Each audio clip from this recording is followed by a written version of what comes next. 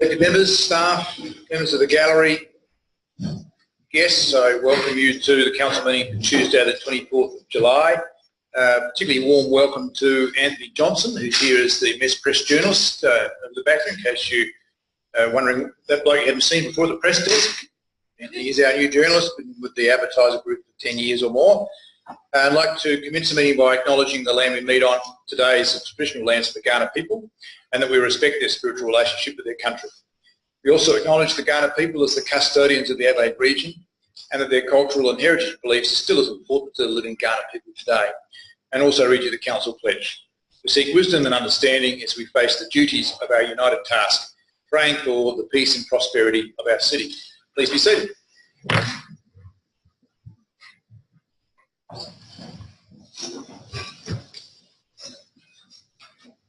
Item 1.3 is declaration by members of a conflict of interest. Are there any conflicts you wish to declare tonight?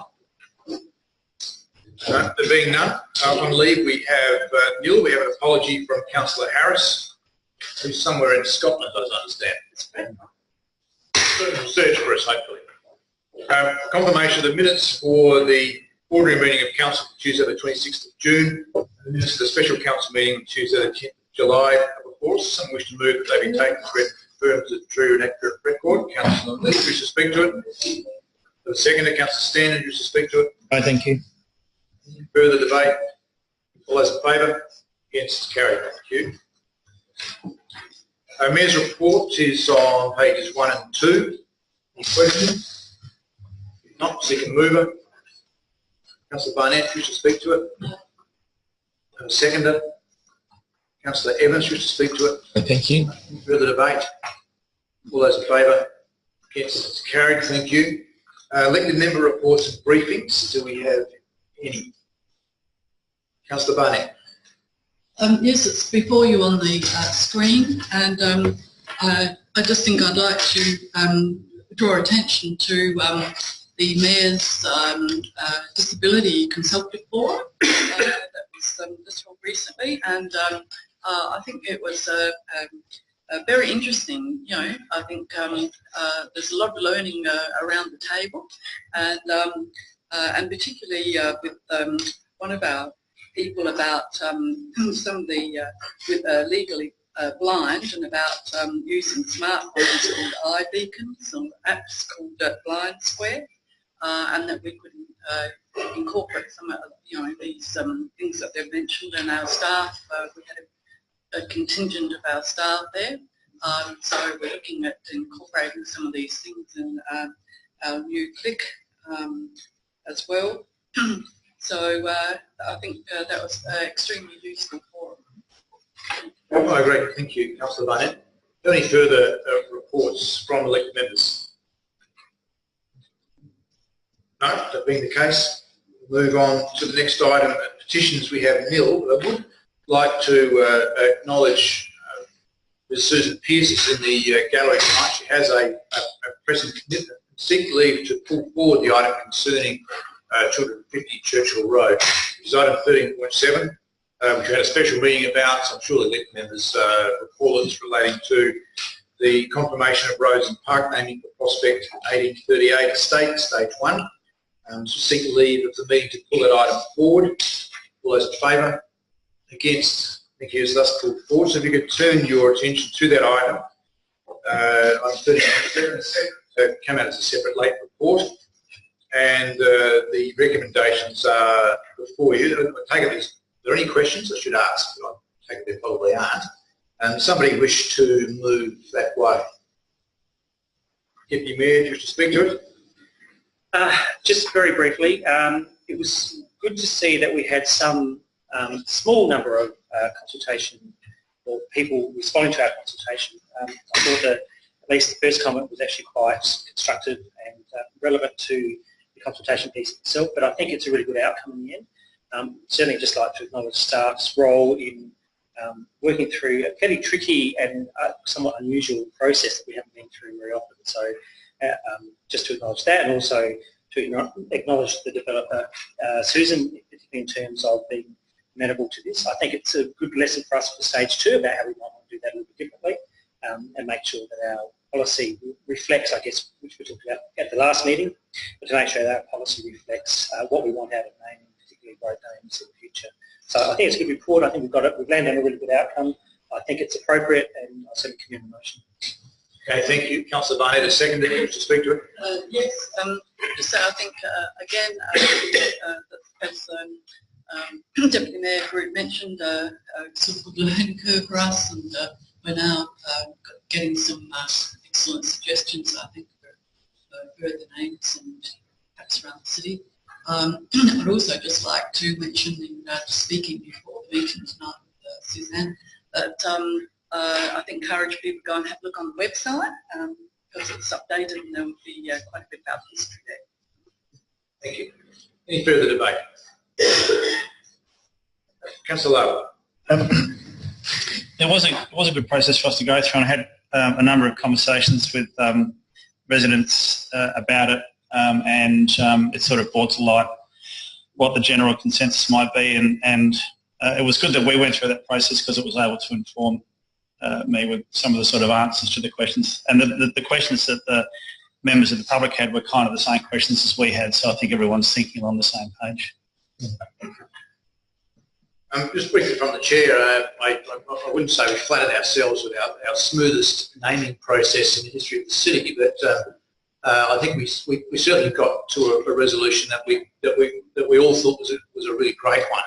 And to note again that should this get up tonight, and I'm certainly hoping that it does, that this will be the first Indigenous street names in the history of the city. It'll be the first park that has a single name that is an Indigenous name. And it's a very small park. In fact, one might call it a parklet or a walk, but it's named after a very small animal, Pinku or the bilby. So I think there's some appropriateness about that. I think we're at the start of a journey here that I think is pretty exciting, and I look forward to how the staff take us and the community on that journey as part of our Reconciliation Action Plan, and how we really engage with people about why we've done this and what we're looking to do in future, not just on this site, but in our dual naming of parks that already have a well-established name, and what other interventions we might make on behalf of trying to recognise our very early history of this area. Dare I say, even naming the building that's being built next door should come into that discussion about whether that is something we want to consider. But I think this part of the process, I commend Ms Pearce and the development team for being open to these changes and for wanting to name their streets after our history in the first place, and now after I think it's a really terrific outcome, and I look forward to the development being a great success and moving on to stage 2 quite quickly. Thank you. Any further debate on this item? Deputy Mayor, just to sum up. That concludes the debate. All those in favour? Against is carried unanimously. Thank you, Ms Pearce, and others in the gallery for your that item tonight. That concludes discussion on that item, and all the very best for the development. We'll move on now to item 8.1, deputations. We have one deputation from the Prospect Residents Association regarding poor infill development within the council area. I'd like to call forward the Deputy, Mr David Edwards, on behalf of the Residents Association, to make a presentation to us. There will be a visual presentation, which I gather is all loaded up. Terrific. And David, you'll be the only speaker. Yep, I'm doing this talk. The purpose of the minutes, could you state your name and address, and our protocol here requires you to stand as you speak. Oh, I can speak. David Edwards, 3 Bridges Street, Broadview. Thank you. And your 5 minutes starts now. Okay, keeping our neighbourhood's character. How will you, our council, protect Prospect's character for future generations? We're concerned about the number, quality and style of infill development that has been happening in Prospect. As you can see from this map, all the blue dots are infill sites, the greatest majority of them being on the eastern side of May North Road, very few on the western side. I was under the impression that the allowance of the high rise on Churchill Road and Prospect Road was meant to stop all this infill. Obviously it hasn't. Part of Prospect's development plan is the harmonious integration of new development with the old. The following are examples of new developments where this section of the development plan has clearly not been adhered to. This is McGuinness Avenue. The people on the with the red roof were so impressed with what went up next to them, they sold. Another part of our development plan, sensitive to the character of the surrounding residential development of a high architectural standard. I would argue that what we're seeing doesn't go anywhere near those two lines. The next one is the development in McGuinness Avenue, totally overshadowing a very nice reproduction villa on the left and a Art Deco place on the right. Next we have Stafford Street, the place on the right, meticulously renovated bungalow. Once again, they liked what went up on the left so much, they sold. Next one on Colin Grove Avenue. I was talking to the builder and suggested to him why hadn't he built something in a high reproduction style. His exact words were, the block was too small to build anything good. His exact words. The best I've heard about it was it's not that ugly, but it's completely in the wrong place. And how a 302 square metre block is allowed in a 350 zone baffles me. The next few are just examples that we thought were very poor. Time prevents me from listing what the people living next door thought of these developments, but suffice to say I couldn't find one who liked them.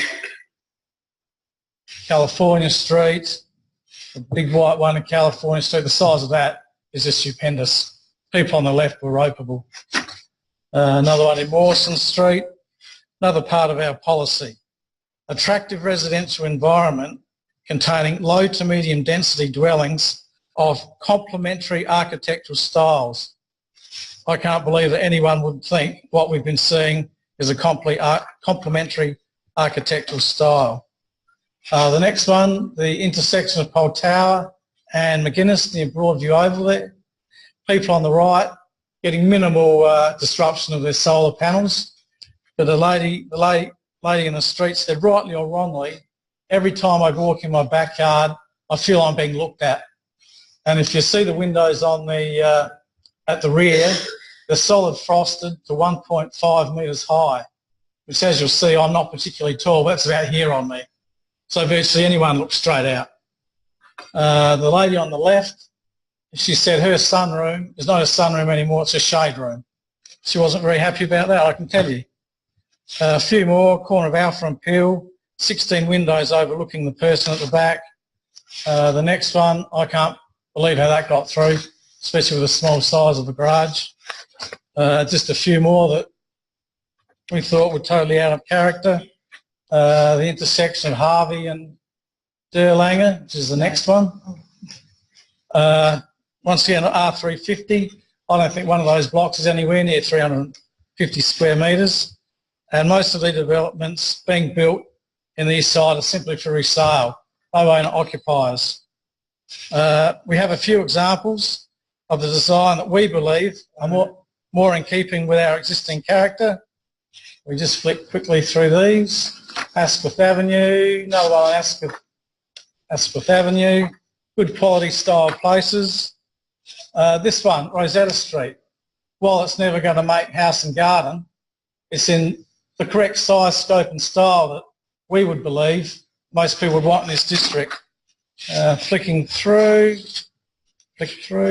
so I want newer style, not heritage, but once again, size, scope and style, a bit of landscaping, fits in. If we keep flicking through there, nice one near my place, another nice one. This one on North Street. Newly built, looks like it's been there 50 years. You couldn't talk highly enough about that. And lucky last one, we took a double-storey one. The garage on the left is about 5 or 6 metres to the second storey. Bit of landscaping, red brick, coins, fits in with the neighbourhood. The driveway down the middle prevents the overshadowing. We've sent... We've only got a couple more. We've couple of ideas that we've come up with that would improve, we believe, would improve development. and we believe the council needs to strive to improve the neighbourhoods that perhaps aren't heritage listed, that don't have the star quality that some of the streets in the council do. But we believe by allowing all these inappropriate developments, it's leading to, say, a race to the bottom. So we would like the high quality developments to improve the amenity and ambience of our neighbourhoods. And just finishing with a bit of humour from the advertiser. I don't know if you can read that from there, but gave me a bit of a chuckle. And if I may finish with a short quote from Mr. Traynor, the Mayor of West Torrens. He said, "I empathise completely with the concept of urban infill. The City of Adelaide should not grow like a map of Chile, but it should be done in a way that has respect for the people already there." Thank you very much. Just stay there for a second in case any of the elected members have questions of the Deputy. Are there any questions? Councillor Barney. More to, will that be made, presentation be made available for elected members, especially the slide where, some of your suggestions? Oh, yeah. My understanding is it's going to be made available tomorrow, I think. Thank you. Deputy Mayor Britton. Look, I just had a couple of questions. First of all, I'm trying to work out who I am in that slide. I can't quite work it out. Maybe let me know later. One of the very first slides you had all the blue dots, the initial dots. When does that date back to? Yeah. So that's... It's fairly recent, mate. I couldn't give you a date, but it's fairly recent. Okay, so the question I'm trying to ask is that from the last, say, 15 years, or is it just since we've changed the policy around high density on the main road? So I'm just trying to work out how the main roads have affected that. I couldn't tell you. Yeah, so, okay, that's right. And just the second question I had was about the two stories. We had lots of pictures of two-storey houses. Yep. So can I just understand from you, are you not keen on two-storey properties in side streets, or is it? On appropriate sized blocks.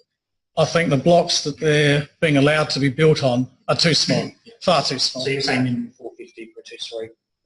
Yes, and one of our ideas was a second storey, as with the red brick ones right near the end. The second storey wall should be 5 metres from the boundary, so you don't come out your back door and go, whoa. Yeah, sure. Okay, thank you for your presentation. Councillor Stanley. Yeah, thank you for coming along tonight. One of the things I always ask of the deputies is if our roles were reversed and you were sitting here, how would you word the legislation to prevent this sort of thing happening? I mean, we're always looking for guidance in this area. We always look to our residents and people who take a great interest in this to give us guidance. How would you word the legislation to better guide our process?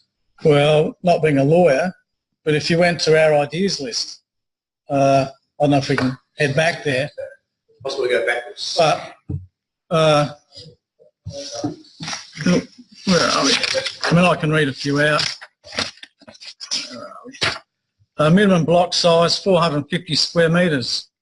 Minimum distance from the fence line, I think at the moment it's 0.9 of a metre, which is about that far. Lucky to get your rubbish bin down there. Just put it up to 1.3.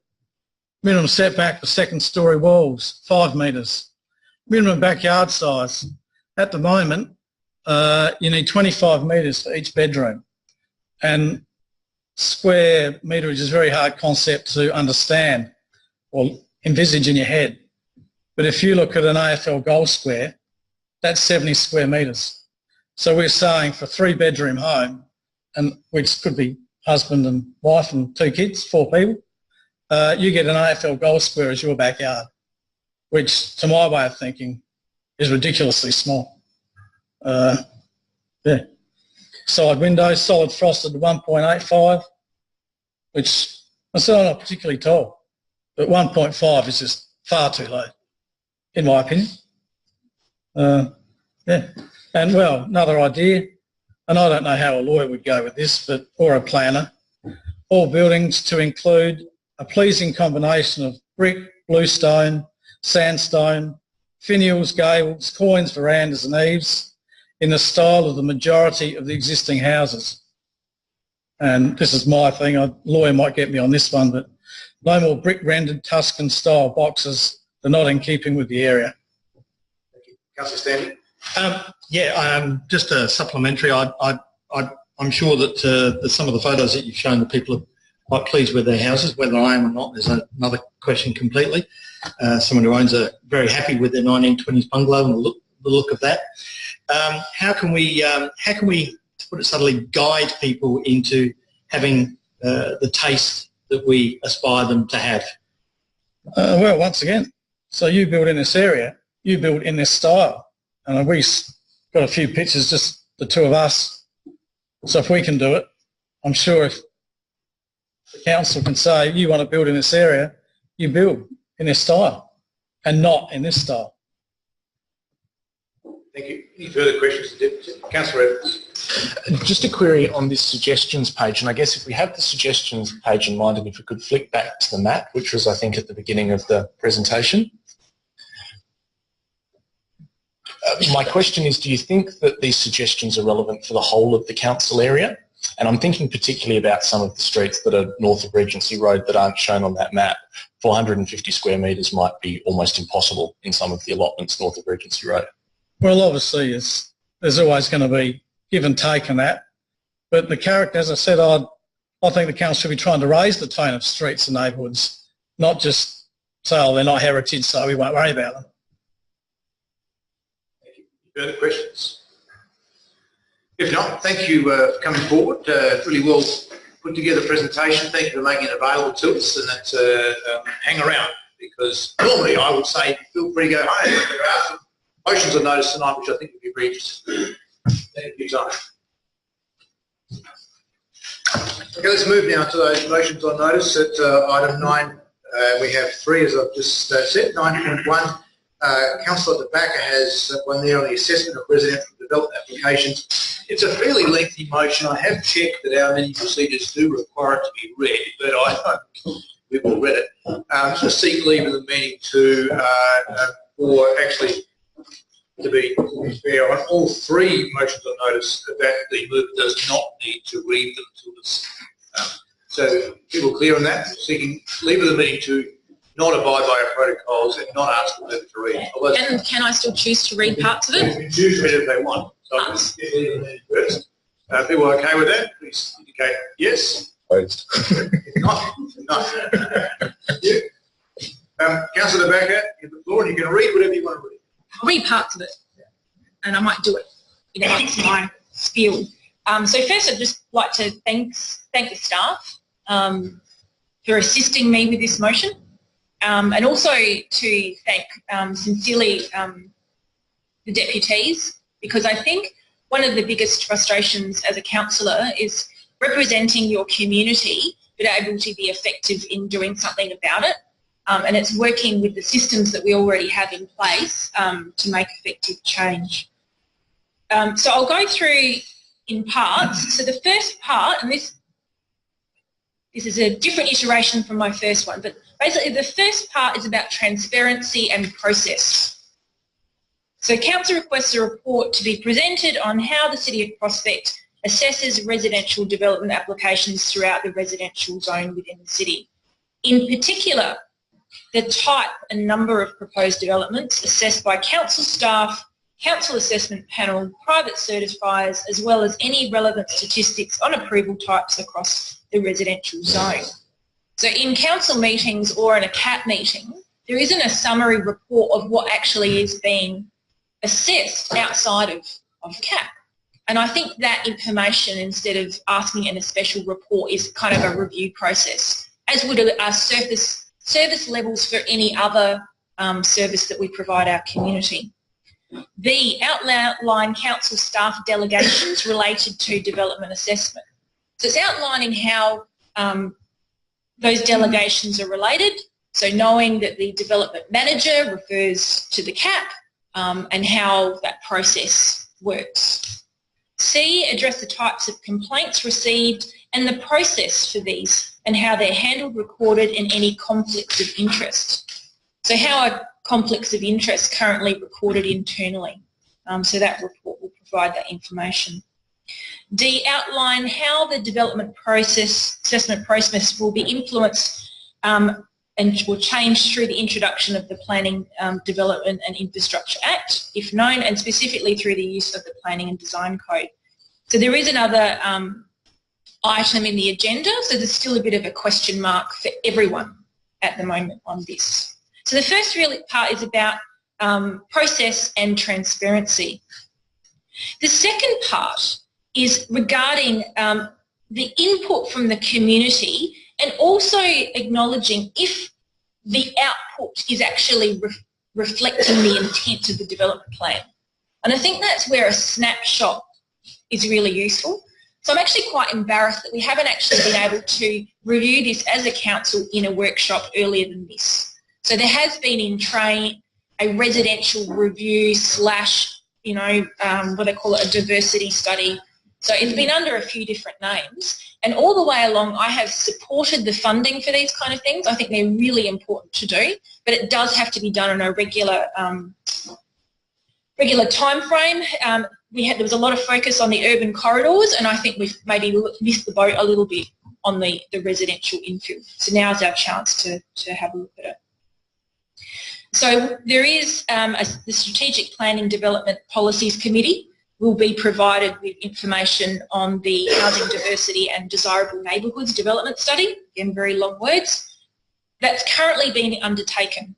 So something will be coming back to you shortly. But the second part of that is that engagement strategy to be taken with community groups and relevant industry bodies. So it's talking to the community and to developers and to mums and dads and families and the diversity of our community that wants to age in place, that wants length of tenure, that wants affordable housing. So there are lots of conversations to be had here. The final part is that the Chief Executive Officer be requested to write to the State Government, the Minister of Planning, to suggest that a State Architectural Advisory Service be made available to development applicants. Now, the wording was a bit funny at the end, but I'm happy to leave it as it is. And that's about equity.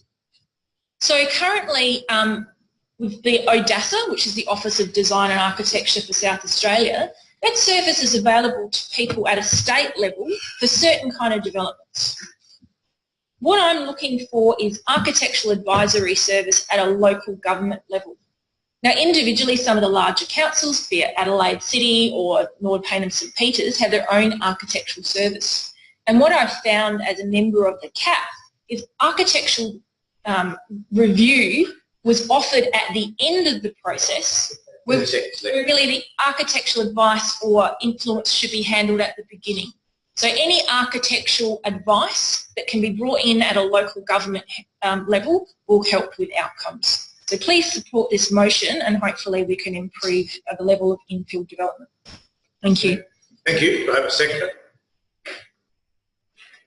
Councillor Barnett, you should speak for it. Yes, I think this ties in with a lot of our aspirations, I think, that have remained aspirations.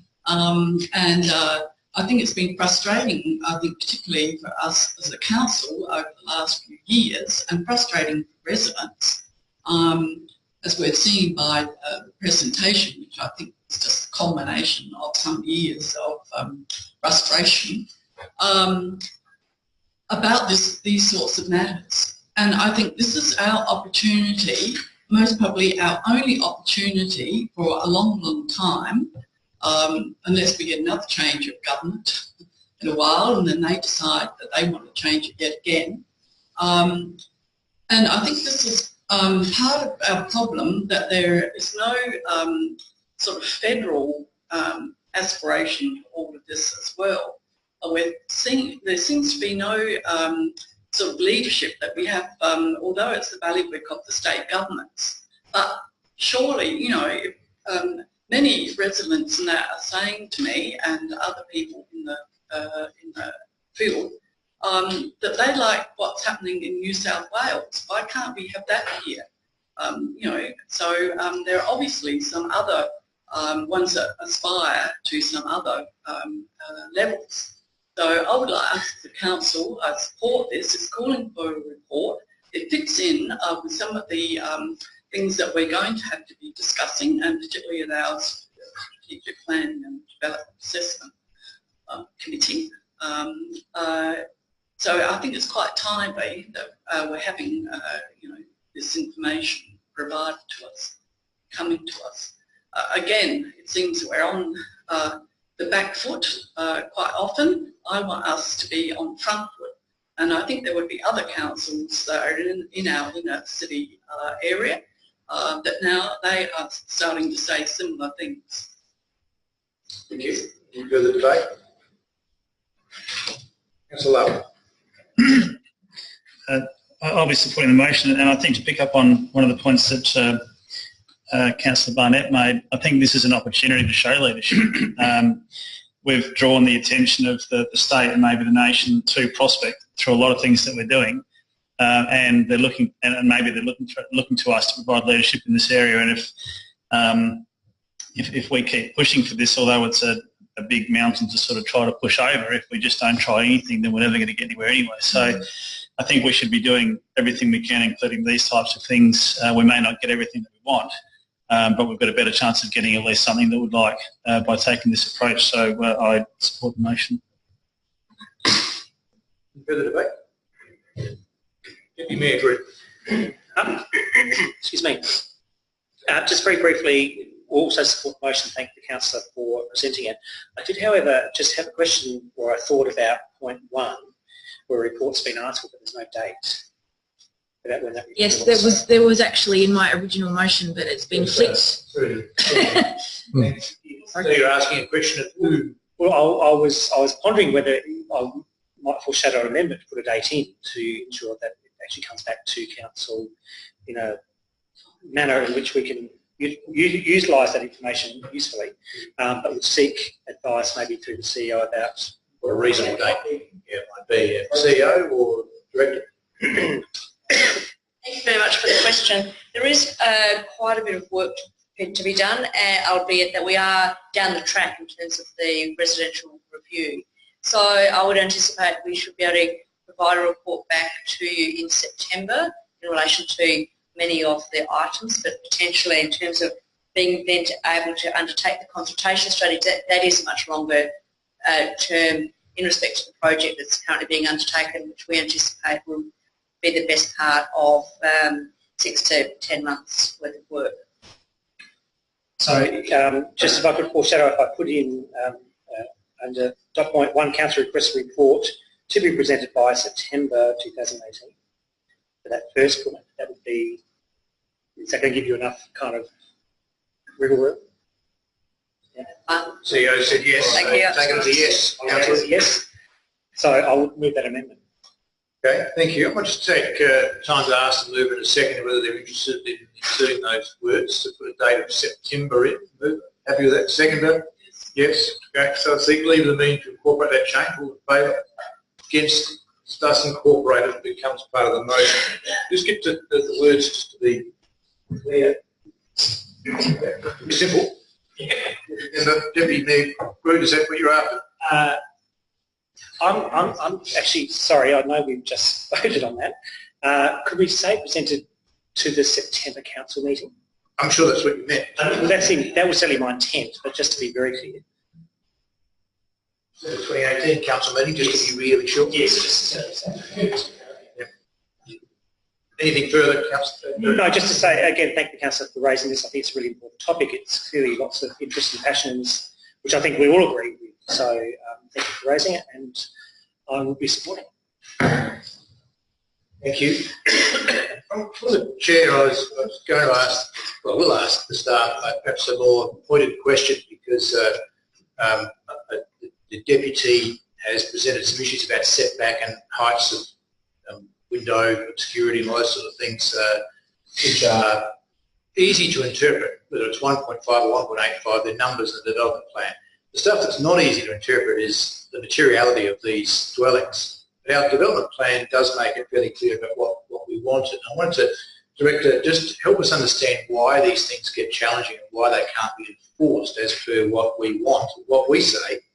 is we want the use and combination of materials and finishes that respond to the predominant character of the area created by the use of brick, stone and render finishes and architectural detailed design addressing fenestration, doorways, windows and eaves. So that's in our desired character statement. So help us understand why doesn't that always get delivered? If we send some examples of fully rendered housing specs. Thanks for the question, and through you, we do see a lot of variation in terms of what's proposed. I think the challenge we face and the challenge that the planning group face is what you've read out is a relatively complex sentence, but it's one sentence in amongst 385 pages or thereabouts of policy that asks for a number of things. You've also pointed out there are a lot of quantitative provisions. It's pretty easy to know if you're meeting the quantitative standards. The development plan is written in a way that you don't need to meet all of them. So it sets a number of minimum standards. You meet a certain number of those, and there's some grey areas around that. There's no hard and fast rules, and I think is what I'm trying to say. And that creates, I guess, the vagaries that lead to outcomes where we can have differences of opinion as to whether or not they do have merit or they don't have merit. We've got the full rendered Tuscan boxes, but they may be within a streetscape where it's nearby some other building forms that aren't the character that we're looking for. And the character that we're looking for is influenced by the character that is there, and the character that is there is part of what the development plan speaks to as well. So I know we've had this debate through workshops. But look, it's a challenging one in that we've got the quantitative provisions, easy to know if you meet them, but you don't need to meet them all, and then qualitative provisions, and that's subject to professional assessment by planning officers and a CAP. And again, you get multiple people involved in what is essentially an area of grey area assessment. We don't need to know everything. Subjective. Thank you. You may wish to expand upon that in your report back to us in September, because I would contend that a two-storey rendered thing next to a bungalow doesn't comply with that really at all. And I think that's the point of the motion and the point of the deputy. It's hard to argue that, given that our desired character statement is not very long. It's about a bit over a page. It's pretty straightforward. In fact, some would say it's pretty strident in what it asks for. But perhaps if I could just share with the elected members and those who were here to listen that recently, you'd be aware that I'm on the State Commission Assessment Panel, which gave me the ability to be in a meeting with the Commission, the Commissioners and the judges, if you like, for the Environment Resources Development Court.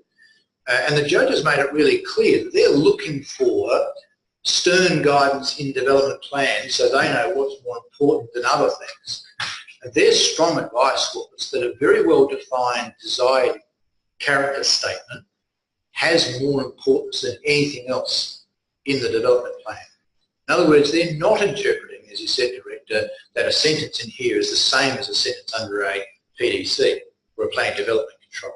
They don't see this as PDC sub 1. They see this as the most important part of the development plan and far more important for them to make a judgment against than any of the PDCs, which might number, well, unfortunately, might number from 1 to 12, but in 12 different sections. So there could be 12 number 1 PDCs, which they did express makes it very difficult for them to work out any hierarchy at all in the following chapters. Another tip for later development. But I think you should investigate that statement and just try and get closer to that comment from the court. It's the first time I've heard it expressed so clearly, and I don't think that's been made generally public, but they are quite frustrated in that development plans don't generally provide a hierarchy, but the desired character statement for them, they interpret that as the hierarchy. They're quite happy to apply it. I would contend that we've got A to E described pretty concisely in our desired character statements, and therefore we should have the courage to enforce them much more stridently than any of the PDCs. So appreciate you come back to September that you cover off on that and whether our development plan is in fact lacking, or whether it's how we deal with it that we need to tighten up. I think that's the purpose of the motion, which I commend to the elected members. Thank you. Any further debate, elected members? If not, Councillor Backer, you wish to sum up. Again, thank you for fellow elected members' comments, and I think it's just important that we constantly review all our service delivery, and this is a form of service delivery, and it's a service delivery to our community, and it's how we shape our built form. So I just hope that this helps us make sure that the development that's delivered on the ground is in line with the intent of our development plan. So thank you, and I hope you support the motion. Thank you. That concludes the debate. All those in favour? Against it is carried unanimously. Thank you. On to the next one, item 9.2. Councillor Barnett. Yes, as you see before you on the screen, I am calling for a report be prepared, investigating ways that Prospect Council can retain and protect the city's character of its unique mix of 19th and 20th century residential architecture for future generations, while ensuring new development can contribute and enhance neighbourhoods, including their street appearance and their contribution to identify neighbourhood character. And part two, that's the report includes investigation into establishing new character areas and extending existing character areas within the City of Prospect, scope of its housing diversity and desirable neighbourhood study. So I'm calling for this report because I believe it's extremely timely and extremely important that we, as the Mayor has said, and the judges have said, and what quite a lot of our residents are articulating, that we want this work to be done to fit in with our next strategic planning and development committee work, with our new planning and design code, and with the state government heritage discussion coming up, looming up soon. I want us to be on the front foot for it, not the back foot. We seem to be, for whatever reason, on the back foot in a lot of these, and it's, you know, putting pressure on us and our staff.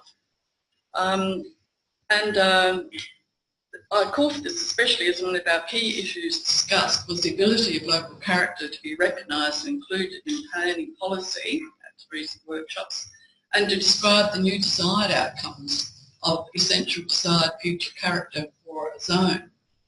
So through calling for this report, I want our spotlight to be put on the following planning design opportunities to future-proof our city's built design, to retain and protect the city's character of its unique mix of 19th and 20th century residential architecture and streetscapes for future generations, saying once it's gone forever. And I think that's what's articulated in the deputation before us with the blue squares on the map. We keep being told by people that, oh, you know, we've still got, it's only been a little bit sort of demolished, we've still got a whole lot out there. Well, I tell you what, in the next few years, we won't be saying that. Also, at the same time, I think we're looking to the future of our city. We're here as custodians of our city.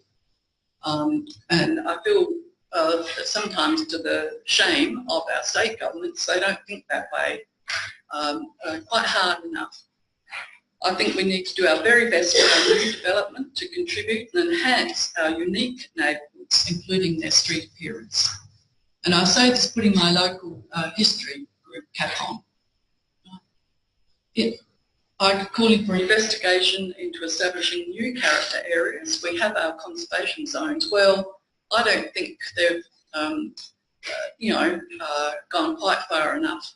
We are unique in a city suburb, along with our other co-council areas that have similar settlement patterns to us, right? And I think that we really need to stand up for this. So in doing so, I think we must look also for innovative approaches to design and alternative models of infill housing development that can meet future needs of our socio-demographics. Needs such as ageing in place, older children living with parents, don't I know about it, working from home, and also for emerging technologies, and also sustainable environment, retention of front and backyards for shade, play, growing food, without having the biggest unsustainable environment footprints in the world. That's our claim for our future generations. I think we can be bold here in Prospect. We can go beyond the run of the mill, what we've been used to in planning and design. We can lead the way in adaptation of existing building stock to accommodate multi-generational housing, shared living arrangements or divisible housing. 1 minute if you need. We can utilise our existing building stock for these new housing forms and for people particularly ageing in place without leaving the suburbs they love, and will provide new smaller housing options for family members, friends or like-minded others. We can be advocates for exciting alternative planning design for our city that does not mean being destroyers of our city's unique character and charm.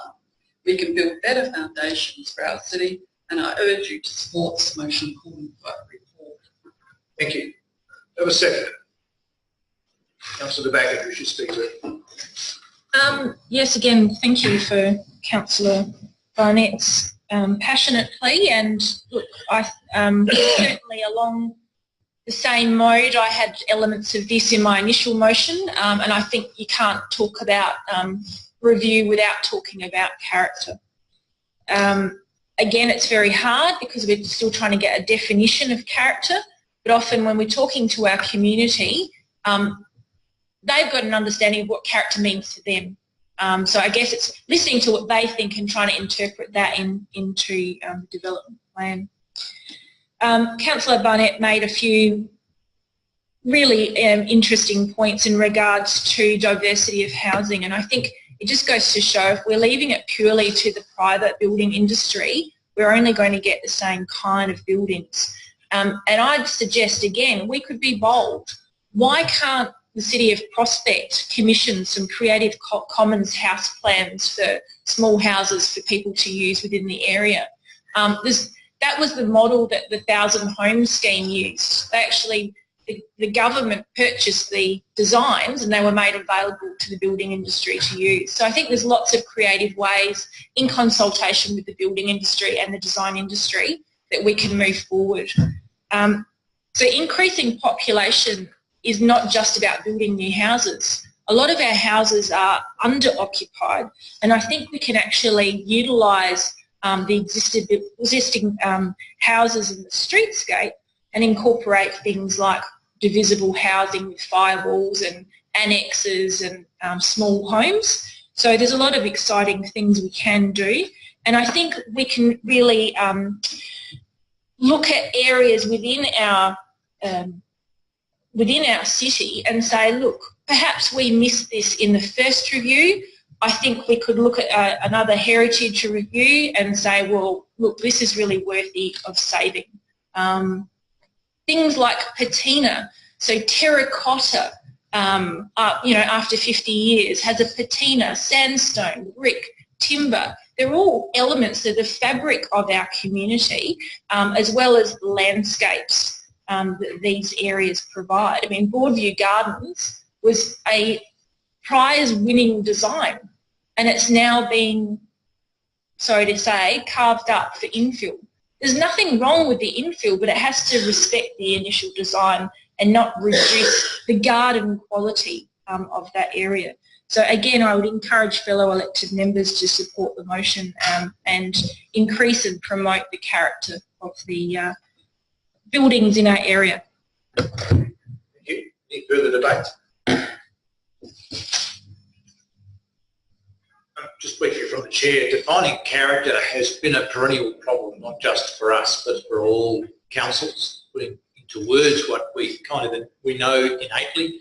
Any street we drive down, we'd say that's what we love about Prospect, and we'd all be able to say that's what we don't like about Prospect. How about someone knock that one over? Well, that shouldn't have been approved. But getting that, capturing that and putting it into words so that our staff can guide applicants has always been pretty tricky.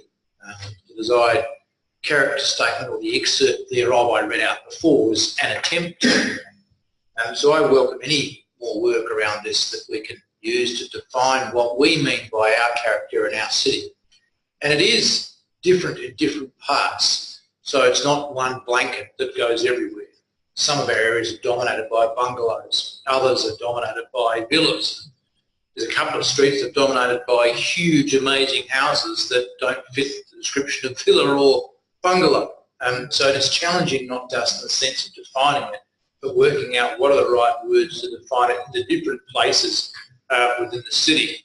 And I also take Councillor Evans' point on a previous motion that there are some parts of our city which were built post-World War II in the austerity era that because of the shortage of cement and money, don't have a lot of detailing to the front of them, and they weren't big houses.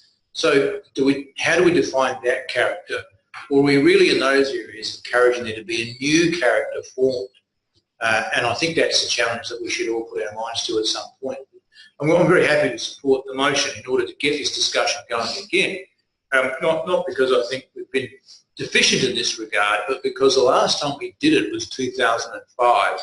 I think it's healthy just to do these things every so often. It would seem to me that 13 years is more than every so often, and therefore it's more timely. Unfortunately, as the elected members would know, and some members of the gallery, the government's embarked upon a reform process, so they're not allowing us to do a proper review of our development plan for our residential zones. They have said no. So what we're doing is trying to commission work around that topic. So when the time arises to implement the new proposed development plan framework, that we're able to say very quickly whether we are in favour or not of that proposal and to guide its very shaping. And I think the work that we do here hopefully will guide not just what happens in Prospect, but perhaps beyond Prospect. So it'll be interesting to see whether there are other councils with the same question that we've either worked with or gain from their work as well going forward. Thank you. Any further debate? Councillor Evans. Just to pick up on the point Mayor O'Loughlin mentioned, and I do look at the motion and I look forward to supporting the motion, but our city isn't all the same, and particularly, when I'm thinking north of Regency Road, there aren't huge examples of 19th and 20th century character developments that would give rise to a character statement of that area. Equally, there's some great homes there, and there's some really aspirational people doing amazing things in that part of our city as well, and I think character is interesting because what I see in my streets near me is probably different to what some of us see as well, and I don't think we should lose sight of that. So when we develop a character statement, or when we look at this report, it is fair to say that I think our city does take on different character in different areas, and I'm particularly thinking about north of Regency Road, and there are some challenges there, but there are some real opportunities as well. So that needs to be taken into consideration, I think, by staff when compiling the report. It may not be the case that one size fits all. Further speakers to this item? If not, Councillor Bunny, would you like to sum up? Yes, and I thank and agree with the speakers. That's why in part two I had about investigation into new character areas as well, and sort of I spoke about new housing models, and so Councillor Backer. I urge everybody to support it. We cannot wait another 13 years, quite frankly. I think it's becoming more and more evident every single time we go around the city. Right. This is not about saying that we shouldn't be changing, but it's about what sort of change do we want. You can go into other places around the world that have character. They seem to be able to keep theirs for some strange reason. And people say they come here to Prospect because of its friendly nature and its character. If we're going to keep changing it or not protecting it, what are we going to do next? I really dread to think. Even the Queen brick may have its place in our character. We've got some. My parents had to struggle and pay and got a war service Green brick home. That's what I was brought up in. But maybe that's part of the reason why I chose, when my husband and I chose to live, that we have a over 100-year-old villa that has higher ceilings than the ancient ones I grew up in, and the narrow rooms. But anyway, it is about housing diversity, but it's about looking at our city, about looking at its pattern of development, and really taking it from a historian's point of view as well. Right, so I urge you to support this. I do find it inequitable that if I wanted to build in, for example, Lightsview, I'm only just thinking of that because that's the one that comes to mind, I would not be allowed to build one of our 20th century character homes. So why is it that we can't do the reverse here? I ask you. That concludes debate. All those in favour? Against? It's carried unanimously. Thank you. Fancy talking about the loss of cream brick homes, Councillor. It just seems to be a daily occurrence. Cream brickers. One day we'll regret there'll be no cream brick homes left. Come on our heritage list. Item 9.3, Councillor Barnett, it is yours again. Right, so the report investigating ways the Prospect Council will play a leading role in the reduction and disposal of plastic items that are not biodegradable and compostable, particularly single-use plastic items with the city. And I preface my comments by congratulating the Mayor on his Q&A session, which he talked about. Right. And also preface my comments by saying that I'm not a member of any political party. Oh, sorry, I've gone on to the wrong one. That's when we get to the rate capping one. This is, I believe you're moving the plastic items one. Yeah, that's right. So I think, look, by now there's hardly a person around this room, around our city, around our nation, around other nations around the world that aren't aware of this problem. And I did give in my rationale and discussion, which I've forgotten to bring with me tonight, that I would like us to go, again, a step further. We've got our draft environmental plan coming up. But I think, for example, the city of Monash Interstate, they did a survey throughout every single nook and cranny of their departments and the council use, and they came up with an amazing array of items whereby they could change their use, right, and also influence the people that we buy our products from, looking at our procurement and supply chain, and standing up and saying, well, you know, that we're not going to any longer stand and not have something that's biodegradable and compostable. And that's the two key important things. There are a lot of people that think they're doing the right thing, and maybe, I don't know if we're doing that in our council supply chain, that's biodegradable. But what it does is actually break up into tiny little small pieces which still last for 100 years. We need compostable. I sent an email to Facebook message to the Chibo chain. They have recently just launched a few days ago that they are going to be collecting the plastic cup, the takeaway cups, and they've found a company in Australia that will actually be able to compost and make them into other products. So one day we may be sitting on a seat that's made from those single-use coffee cups. Let's hope so. So I'll just say now and see if how we go with the discussion. All right. So I urge you to support it. We have a second. Councillor Stanton, wish to speak to it. I do, and I commend Councillor Barnett for bringing up this motion. I think it's absolutely fantastic. As a council, we should be showing leadership in this area, and I think whatever that we can do is something that we can demonstrate to the community how they can do something in their own lives. We have to think globally and act locally. That is the key to all this. If we think we can't do something, we need to do something small, and if we all do something small, then something big happens. Councillor Barnett mentioned the Chibo group have gone out of their way to find a way composting their cups. As someone who helped launch that particular company 18 years ago, I think they've done a fantastic job, and they just next door. I can actually see their sign from here.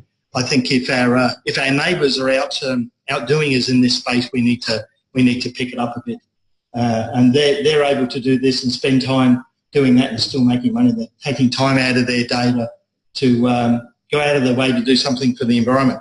I think it's a fantastic initiative. As I said, we need to think globally, act locally, and look at our environmental action plan not just as a document written on paper, but a guide to action. And I commend Councillor Barnett for this motion, and I'll certainly be supporting it. Thank you. Deputy Mayor Grigg. Thank you. Thank the councillor again for the motion. I just don't think it goes quite far enough, and I want to propose an amendment, if I can. Amendment is part 2, which reads, this matter be referred to a workshop prior to September with a view to reviewing any policy that relates to single-use plastic items. Have that in writing?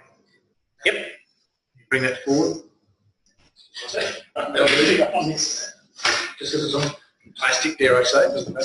Well, I was going to write a piece of plastic, but I should not. That's 2018. You just leave it there while with Jazz and then come back and grab that, because we'll continue to speak to it. Well, I'm afraid I have a lot more to say, except I think we are talking about, I think the motion is a really good one in terms of reporting, asking for a report to be prepared in terms of what we might do, but I actually think we need to do something. We have, similar to the character conversation, similar to the development conversation, we've been talking about this for a long time. We've made some inroads, I think, with terrific prospect over the last 2 years, but I think now, particularly in the last couple of months of this council, would be really important and a really great statement for us to make in terms of looking at the policies that matter in relation to environmental issues and actually propose some changes to them. At least understand what they are by the end of September, so that if it's not this group of people sitting around the table, but another group of people, that they're at least equipped with some information that they can go forward with. I think it's a really important issue. There's a lot of momentum in the community about it. I'd agree and commend the Mayor on his appearance last night. I think it's fantastic. We should absolutely be part of this movement, and we should lead with it. We are trying to lead in other areas as well. So I'd just like to commend the motion, absolutely commend the motion. I just want to go that next step and actually do something about it as well.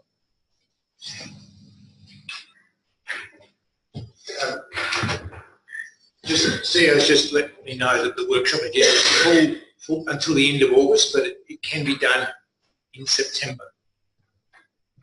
How about I say by the end of September? Getting a nod. That's the same nod that you saw. I saw the nod, and as did Cameron. Okay, thank you. Well, now thank you for speaking to that in terms of just taking it a little bit further. I'm going to go to the mover and seconder to see if you're interested in incorporating that. Councillor Barnett, happy to incorporate, and Councillor Stanton, incorporate. I seek leave of the meeting to incorporate that. All those in favour? Against is carried. So it now becomes part of the motion. Pretty much had your 5 minutes. The Deputy Mayor, did you need any further to... Counted 3 minutes. I'm happy to accept that. I've used almost 5 minutes, but just to say, really commend the motion. I think this is really important. And we've been known as an environmental council, environmentally friendly council for a long time, going back to solar panels and water heads and rainwater tank rebates. This is probably just the next evolution of that might look like. So. Thank you. Any further debate on this item? Just a quick one, more of a comment, and I'm looking forward to supporting the motion. A couple of months ago, we approved our environmental action plan or environmental management plan, and I'd just be interested to bring that into the conversation as well. I know that plan was fairly widely consulted in the community, and no doubt procurement, particularly of single-use plastics, would have been part of that. But I'd just be interested to know, is it part of it, and what does that plan propose we do? And if it isn't part of it, then I guess why isn't it part of it, and perhaps it's a good opportunity for us to revise what we've just approved in that plan. Is that a question for staff, or...? That's more of a comment that can be put on the record as part of the resolution. Perhaps if I could talk to the Chair a little bit about how I perceive that, because I think it's an excellent question. Why weren't we talking about plastic drinking straws in January or last year, or when we put the draft plan out for our events policy? It occurs to me in this journey of environmental awareness that there are slow and steady changes, and then there's these step changes that seem to pop up out of nowhere. And this one really came to life after the UK decided that they were going to do it by a future date. And they also spoke about earbuds. I never given earbuds one iota of thought about them being a waste problem up until they said the plastic stems end up being one of the things that end up in beaches and in marine life. I thought, well, that's not good. Why hadn't I thought about that before? Well, the simple fact of the matter is nobody had mentioned that in their rhetoric about these topics before at all. I think Deputy Mayor Groot's spoken about things which were really important not that long ago, but we don't talk about today in day-to-day conversation. And they're things like rainwater tanks, which this council led the state in our rebates. In fact, we raised our rainwater tank rebates so high that I rang people in the state government I knew and told them that they were weak-kneed and had pathetic rebates. And so they, the next week, announced that they were going to increase theirs to be more than ours. So there was a bit of a race on to look and see who was more water conscious, which at the time of a big drought was pretty good. And then they got embedded into development plans, so you have to have a rainwater tank now. Solar panels was another one. We were an early leader on providing some kind of relief to people who purchase panels, but now they're so cheap we don't need to do that so much anymore. So or eco-bum nappies. These things come along, and I think it's incumbent upon us is to have our radar always up, waiting for these things to resonate with us and to seize the moment when they come. I suspect, Councillor Evans, that when we get this coming before us, we'll find out that the environmental plan, which we just approved only the other month, doesn't cover this stuff well enough. And then we'll kick ourselves, but only do that briefly, seize the moment and make sure that it does and changes, and going forward it does what we need it to do. And I think that Deputy Mayor Groot's also pointed out we've had a policy around our events, around trying to make them as green as possible. It was a good opportunity for us to review that in terms of how successful that's been and to see whether we can do even more about that. Because it's very challenging for people at our events, and they come from all over the state, to work out what on earth we've got 3 bins for and what goes in what bin. Locals kind of know, but people new here don't actually know what we're doing.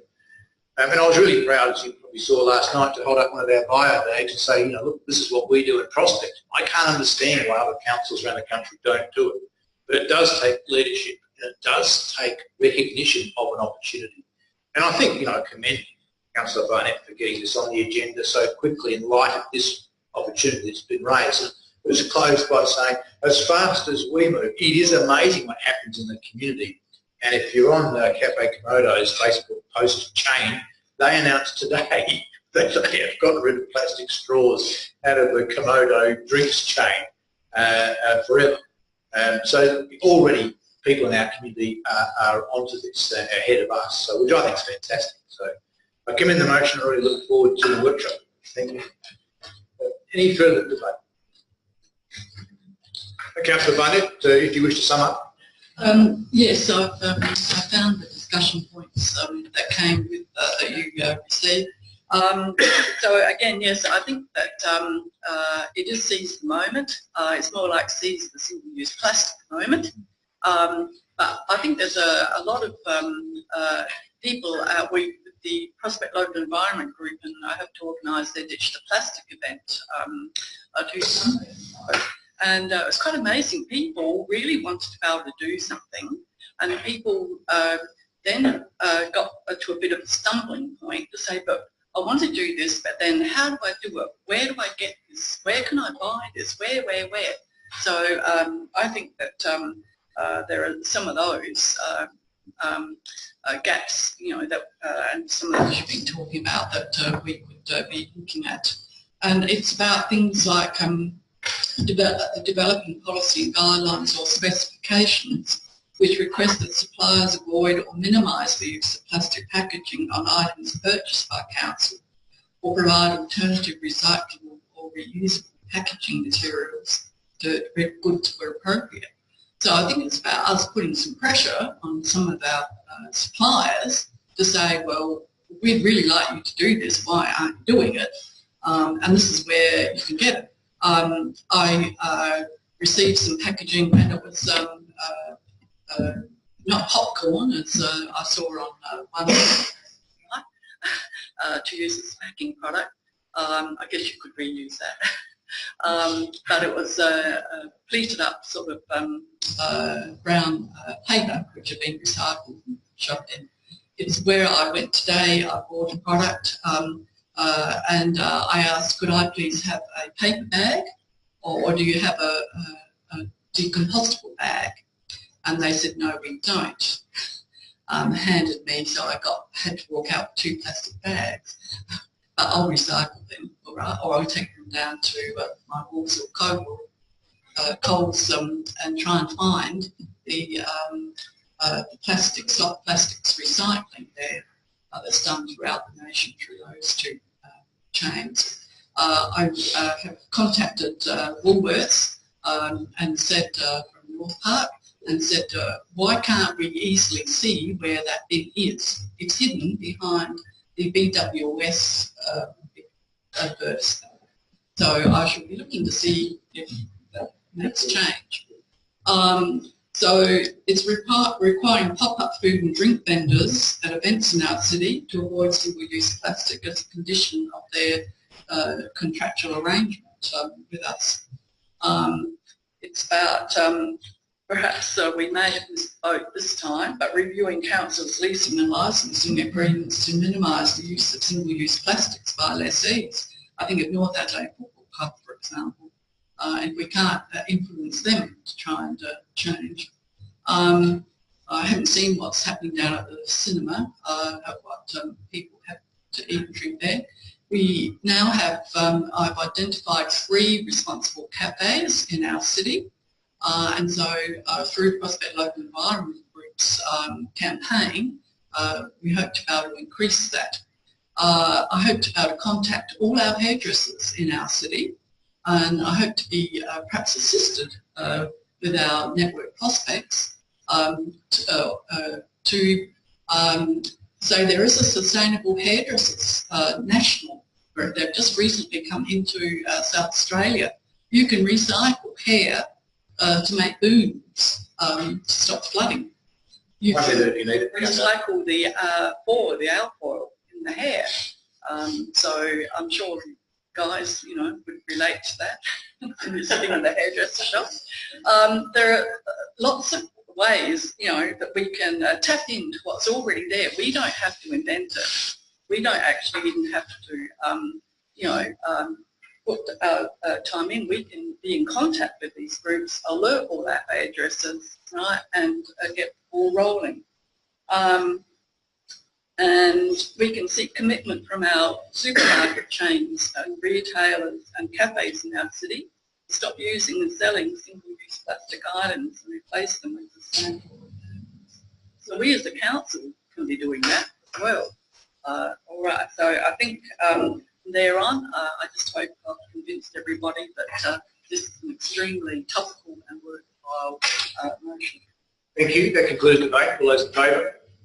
Against? It's carried. Unanimous. Okay, thank you. Members, questions with notice are nil. Are there any questions without notice? Deputy Mayor. I've just got one that relates to the infill question we were talking about before, so to the Director of Community Planning. How difficult is it to identify the number of infill completions by year over the past 20 years? Director. Through the Chair, not particularly difficult to give the numbers. The details of them will vary because we switched from paper-based to electronic-based at a point within the last decade. But to advise how many 1 into 2s, 1 into 3s since the year 2000, year by year, not too difficult. Thank you. So I might just, let me ask a question. Would I need to foreshadow a matter of urgent business at the end of the agenda to get that, or could that be done without that? As part of that previous report. Well, as part of the previous report. Director. Through the Chair, I think it makes sense to provide it as part of that report, really to give the context of what we're looking at. We're looking at 10 subdivisions, or we're looking at a couple hundred, or more likely. So that's fair. Thank you. Thank you. And just to finish that off, if I can, it'd be really interesting to look at the impact of those infill applications and completions after we've made development changes to the main roads as well. So that's come of my interest. Thank you. Any further questions without notice? No, being the case, we go to reports of committees. Item 12.1 is the Eastern Waste Management Authority Board meeting minutes for the 28th of June. Read them. We wish to move that we note those minutes. So moved. Speak to it. Have a second. Councillor Evans, wish to speak to it. No, thanks. Further debate. All those in favour? Against? Reports for decision. We have a number. Item 13.1, periodic legislative delegations review, July 2018. We did have this on a previous agenda. It was withdrawn, but I understand there are very few changes in this. It's just to catch up with some legislative changes. You've all read it? Every page of it? Happy to move it, Councillor Barnett? Yeah.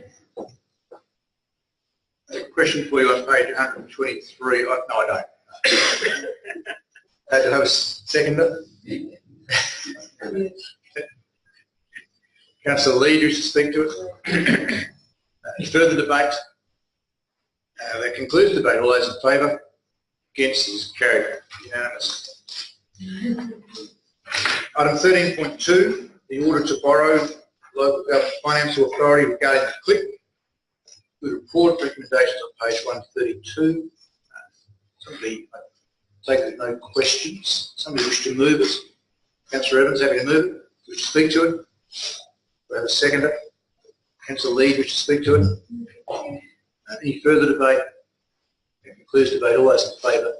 Against is carried. Unanimous. Item 13.3, response to planning and design code discussion paper. Lengthy report. Recommendation on page 135. Any questions on that report? Councillor Backer, good question.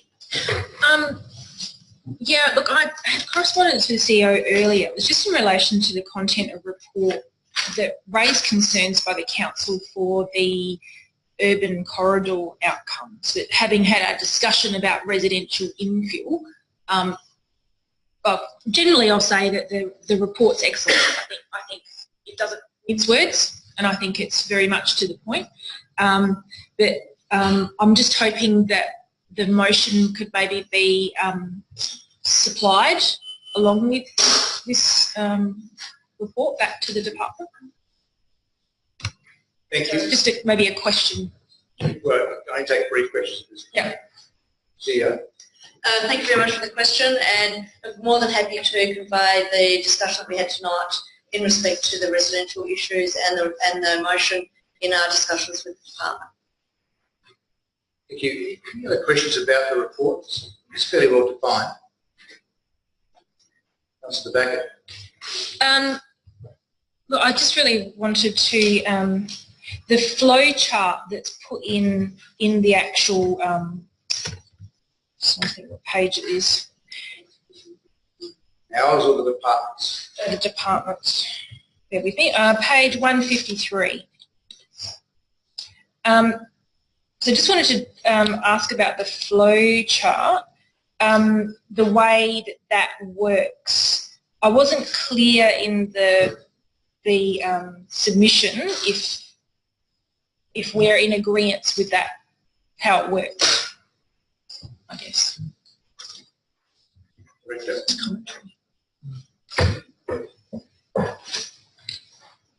Jim, if we haven't commented to the contrary, we're not arguing with the voter. Is that correct? Through the chair, I'm looking for a comment specifically in relation to it. I don't see one, certainly. So we're not suggesting that flow chart or process is for.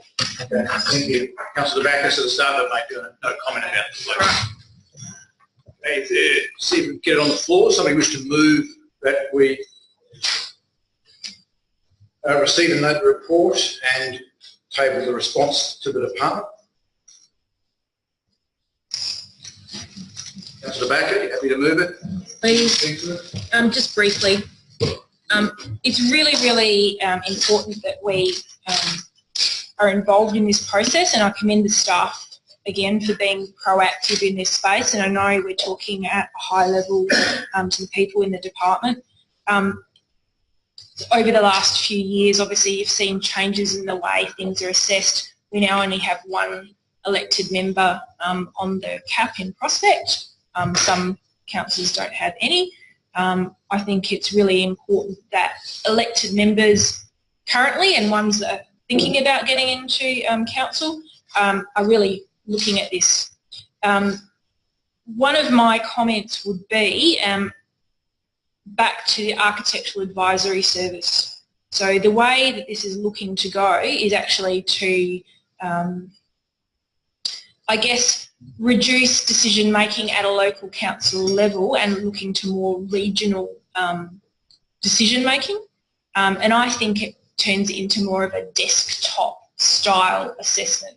I remember, well, when I was doing my CAP meetings, I'd ride shotgun with my dog around the city and actually go to the locations, and I think it's really important that you actually have elected member representation because they actually have the context of the whole street, not just the elevation on street view, and the impact from behind and around.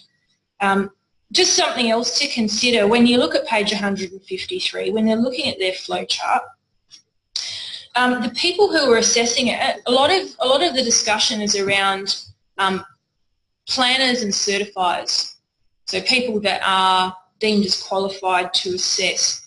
Now, a lot of the things that we're getting frustrated about is actually design, and I'd like to see planning and design, the prescriptive and the subjective, actually assessed separately by separate professionals. I think architects and planners and also people that are looking at social cohesion, I mean, we should have sort of demographers involved as well, because we want to build communities, not just buildings.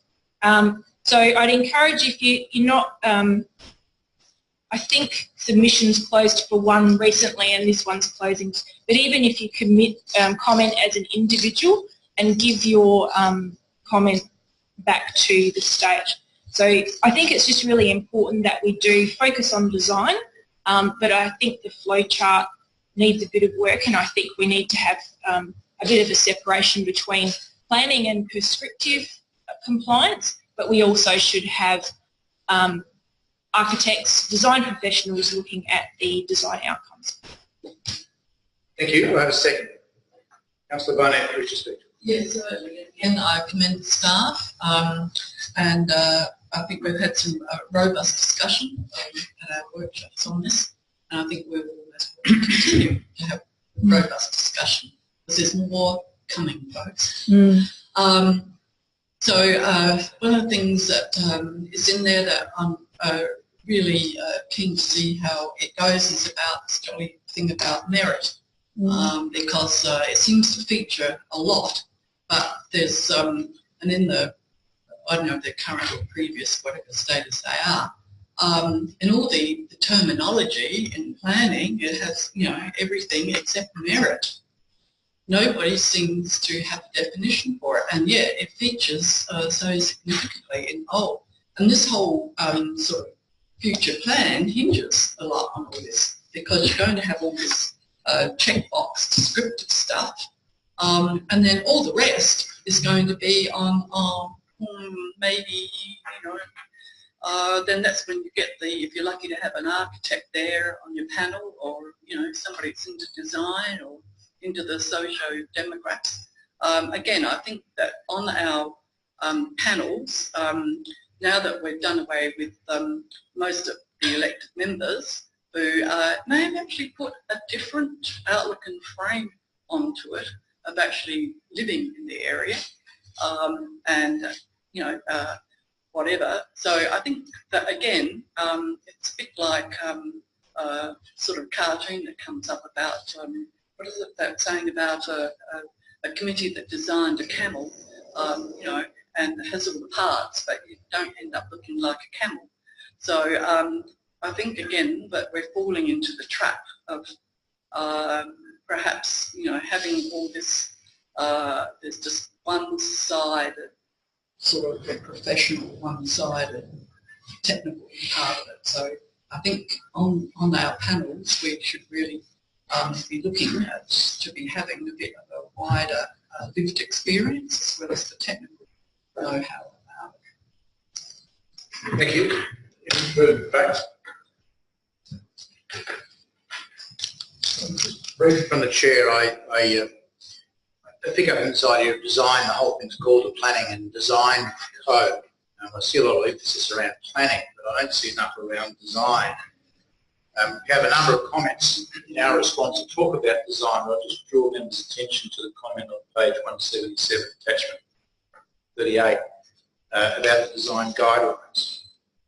And there has been a fair bit of work done by the Department on Design Guidelines, and the feedback from the sector more broadly and from industry, as far as I can gather, is that the guidelines were very well thought through, but if they're not enforceable, they're not embedded in the development plan or the structure of the code in some way, then they're merely an ancillary document of little weight. And I think it would be good if we could tighten up our response a little bit by adding the words to the end of our response there, that not only is it a useful tool, but perhaps to add the words particularly if enforceable, or only if enforceable. So just ask the Director if it's possible to strengthen that in the context of the motion which says that we're giving you permission to make any minor administrative amendments. If this motion should get up, whether you recommend that we actually do that by way of amendment. Through the chair, I think it's absolutely possible. I think there's scope to amend. I think the direction is relatively clear. Right. Sorry, use of language is important, Director. Are you suggesting that it'd be better to amend it on the floor here, or you can do it as a minor administrative amendment, which is what is in the motion? Through the chair, I'd suggest it's a minor administrative amendment. I've made a note on that note. Okay, great. Thank you. So unless anyone's going to speak against that probably, then I'd suggest we just really tighten it up. It's exactly what we're talking about in our review motions tonight. And I think put so well by Councillor De Backer that if you want to have good design, it's got to be embedded in the code somewhere, and it doesn't look like it's strong enough at this point. And we don't just want a new version of the old one, which didn't have much teeth around design anyway. So I think it's a really important aspect of the proposal and reflected by its title in legislation. And I'd like to see the weighting on design as important as it is in the title. I don't think it's too much to ask for, and I think it's what our community would really like. Thank you. Any further debate on this item? Councillor De Backer, who's to sum up? Look, just briefly, I think it's great we're on the front foot with this, and I think anything that we can add to the conversation will really help our community understand it, because we're all going on this journey together. So I think the more focus we can put in design, and also encourage the state to give us tools to be able to deliver better outcomes. So, and you know, again, a guideline is wonderful, but like you said, unless it's enforceable, we're going to really struggle to get those outcomes. So, again, I'd encourage you to support this submission. Thank you. That concludes the debate. All those in favour? Against? Carried. Unanimous. Now, members of the gallery, if you're here for any of the planning or design items or anything to do with the deputation, probably exhaust those items on the agenda tonight. If you wish to stay for the balance of the agenda regarding traffic management or boundary adjustment or rate capping, you're more than welcome to stay, but I figure that you may wish to go home to a warm and cosy fire. Thank you for your attendance tonight and your interest. Okay, item 13.4, Angren Avenue Traffic Investigation Recommendations on page 178-9, and I understand there's a minor tweak, correct?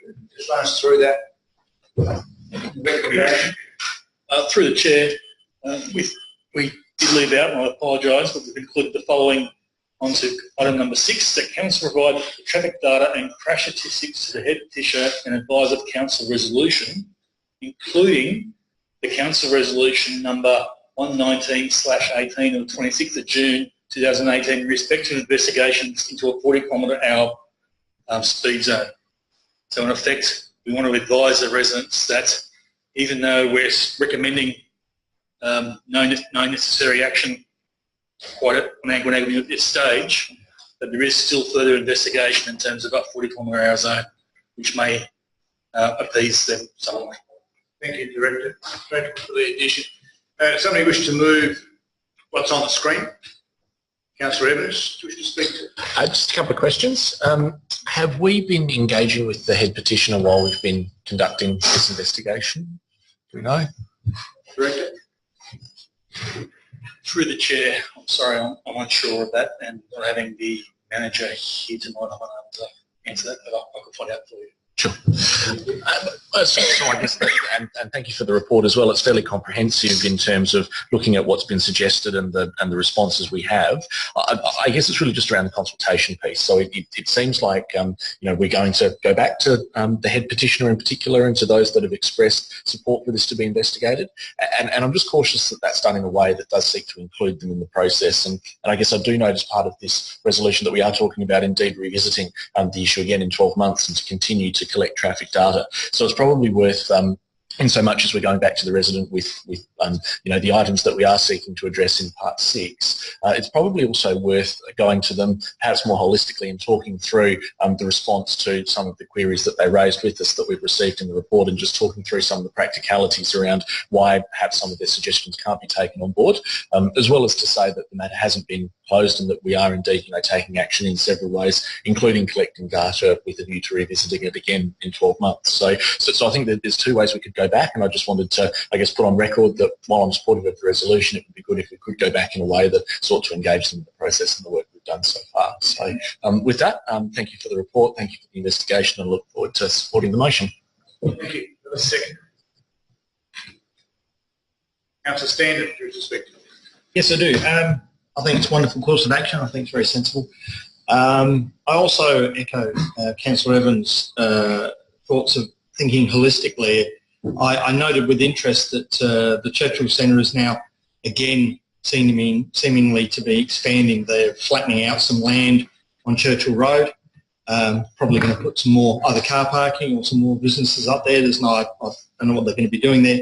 But as someone who frequents Angwin Avenue and that whole quadrant in getting to my place of work, I've been actively trying to use Regency Road and Churchill Road and not be the typical rat runner. And it is frustrating. Dipti don't make it easy. They have no turning at the signalised turns at certain times. They seem to be all the times that you want to turn at those turns. It would be nice if we could include somewhere, and I'm sure that the director will be doing this, if we could be consulting with Dipti in making the associated arterial roads a little bit more user-friendly. And if they were possibly, this might take a little bit of pressure off of some of these streets that are copping a bit more traffic than they really should do.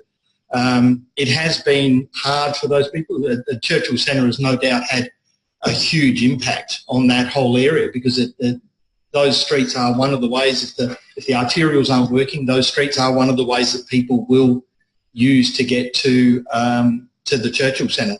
I speak specifically of like at school pickup time at 3:30. People will be parking down those streets just adjacent to Angwin Avenue. I think it's Warren Avenue, parking down there and then picking their kids up and driving straight down Angwin Avenue to go and go shopping and go to Churchill Centre. It is just unfortunately in the line of desire. If we can make the proper roads, if we can somehow make these arterials a little bit more attractive to people, I think it'll alleviate some of the pressure. So in supporting all the actions that we're taking here, I think we need to somehow add, and not formally, but somehow add that we continue the pressure on Dipti to make their line of desire more desirable. Thank you. Further debate? Just very briefly, I think I'll certainly support the motion tonight. I think it does reflect, though, the difficult nature of traffic and speed in the streets. I think this is really good reflection that we've got a group of residents who are really concerned, and it's really difficult to do something street by street. And I'd just like to, I guess, just remind administration we're coming back with some innovative thinking. I keep calling it innovative thinking around how we deal with traffic management in the City of Prospect. And I think this is a really good example about why we should be doing that. So I always like to keep it on the agenda that we need to be looking at how we deal with traffic across our whole city. But I did want to know if it's possible, point 4, recommendation 4 talks about liaising with SAPOL around the enforcement of 50 km/h. It'd be great just informally if you could feed back to us the outcome of that, because it's really difficult. I know particularly with my school hat on, really hard sometimes to get police to enforce speed limits. They've got lots of other things they're doing, and sometimes that's quite difficult. So I'd be just interested informally if you can report back to us about how that goes in terms of that liaison with SAPOL.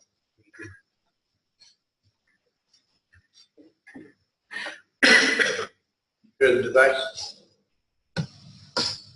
Just from the chair, I contribute that we did once write to the State Treasurer about the ability to have our own speed cameras and receive the fine revenue, and that the Treasurer, who was also the Minister for Police and Correctional Services, I think at the time, respectfully declined our request,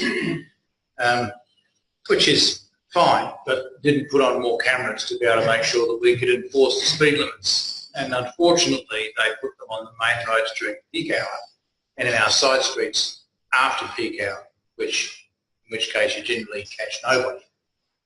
So I just put that on the table, CEO, perhaps, we might want to write the theme of doing it once every decade, just to see what the answer would be, because I'm sure local governments could fix their local speed problem very easily if we had the law and the ability within our own hands, because we know what problems are.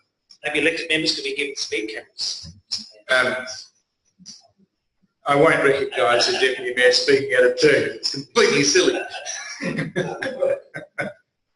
I'll do this up there. Thank you. Any further speakers to this item? No. Councillor Evans wishes to sum up. Okay. That concludes debate. All those in favour?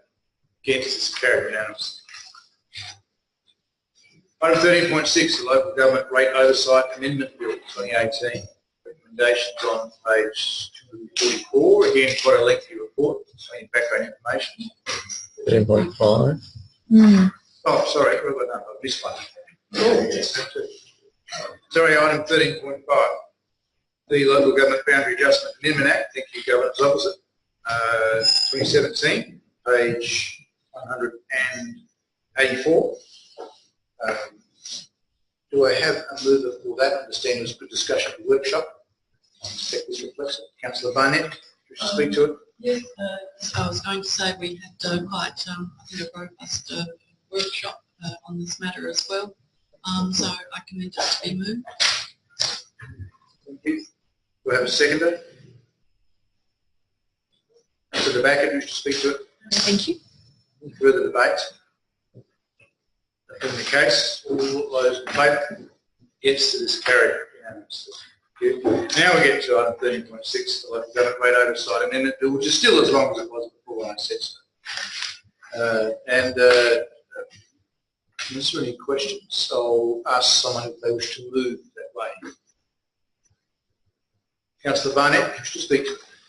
Yes. I believe you have the notes for this one. Yes, I certainly do.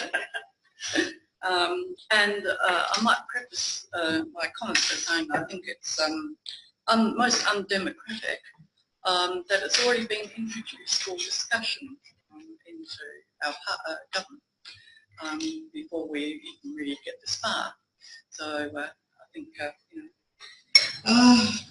anyway, so this is where I should preface my comments by saying I'm not a member of any political party. So I had to change some of what I was trying to say to make it more amenable to people. So I believe this is an example of poor policy making. Rate capping was first proposed by the Liberal Party prior to the 2014 state election in spite of independent research and evidence, interstate particularly, proving that it doesn't work. That research provides evidence that rate capping is associated with high levels of debt, lower level of infrastructure maintenance, and no evidence of higher levels of efficiency. So I've still yet to see the Marshall State Government provide any evidence or any research that supports their case. I guess we'll be hearing it through the debate in Parliament. So why is it poor policy? Many of the details of the rate cap model are not defined or included in the bill and are yet to be established by SCOSA. Now, if we had a policy here that didn't provide, a report from an investigation by our officers, we would say that is poor policy. Where is your evidence? Where is your research? And we most probably would not pass it. And yet we have a state government that is doing exactly this, poor policy. There's currently no detail provided on the final methodology or formula to be used in determining how a price index will be determined, and with the cap will include any efficiency or productivity component. And I think that as a member of the Local Government Association and the Local Government Association and through its membership, that is what it has been asking for. That's what we're all looking at. That's what we've had reviews and investigation and research on this very topic. This rate capping legislation will not, in my opinion, provide any efficiencies or productivity components.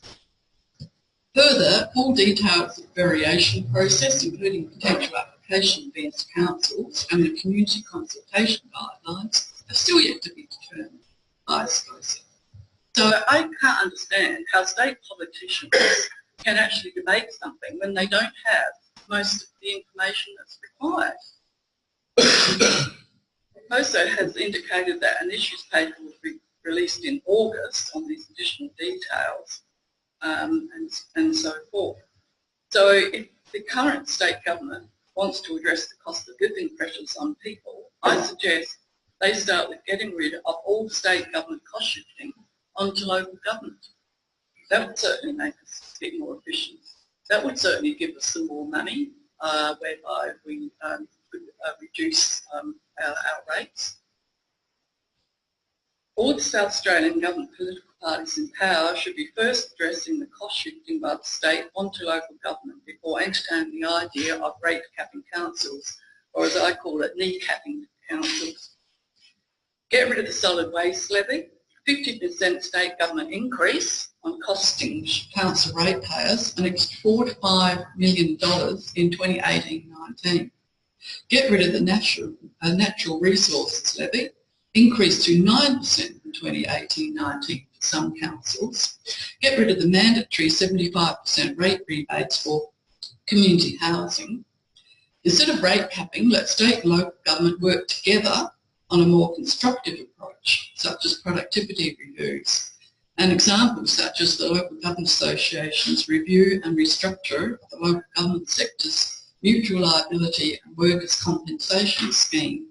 It's projected to save South Australian ratepayers at least $43 million over the next 10 years. Now that is what the Marshall State Government should be homing in on, not a populist policy that sounds good. These savings are in addition to the $28 million in value delivered by the schemes to councils annually as outlined in the LGA's 2018 Value of Membership report. We do not want the extra red tape and financial burden of this rate capping bill, costing council ratepayers an estimated $2 to $3 million a year. So I urge my fellow councillors to vote Part B. Council opposes the Local Government Rates Oversight Amendment Bill 2018. Thank you. Have a second. Deputy Mayor, speak to it. Look, I will speak to it just very briefly. I think Councillor Barnett really covered most of the points that I've been thinking about over the last couple of weeks. I was lucky enough that last Friday a week ago I was at the Town Board representing City Prospect of Local Government Association special meeting where this was considered. And it was really interesting to hear a couple of people on the panel. So there's Frank Pangello, there was Mark Parnell, John Darley and Tony Piccolo, and all talking about their views on rate capping.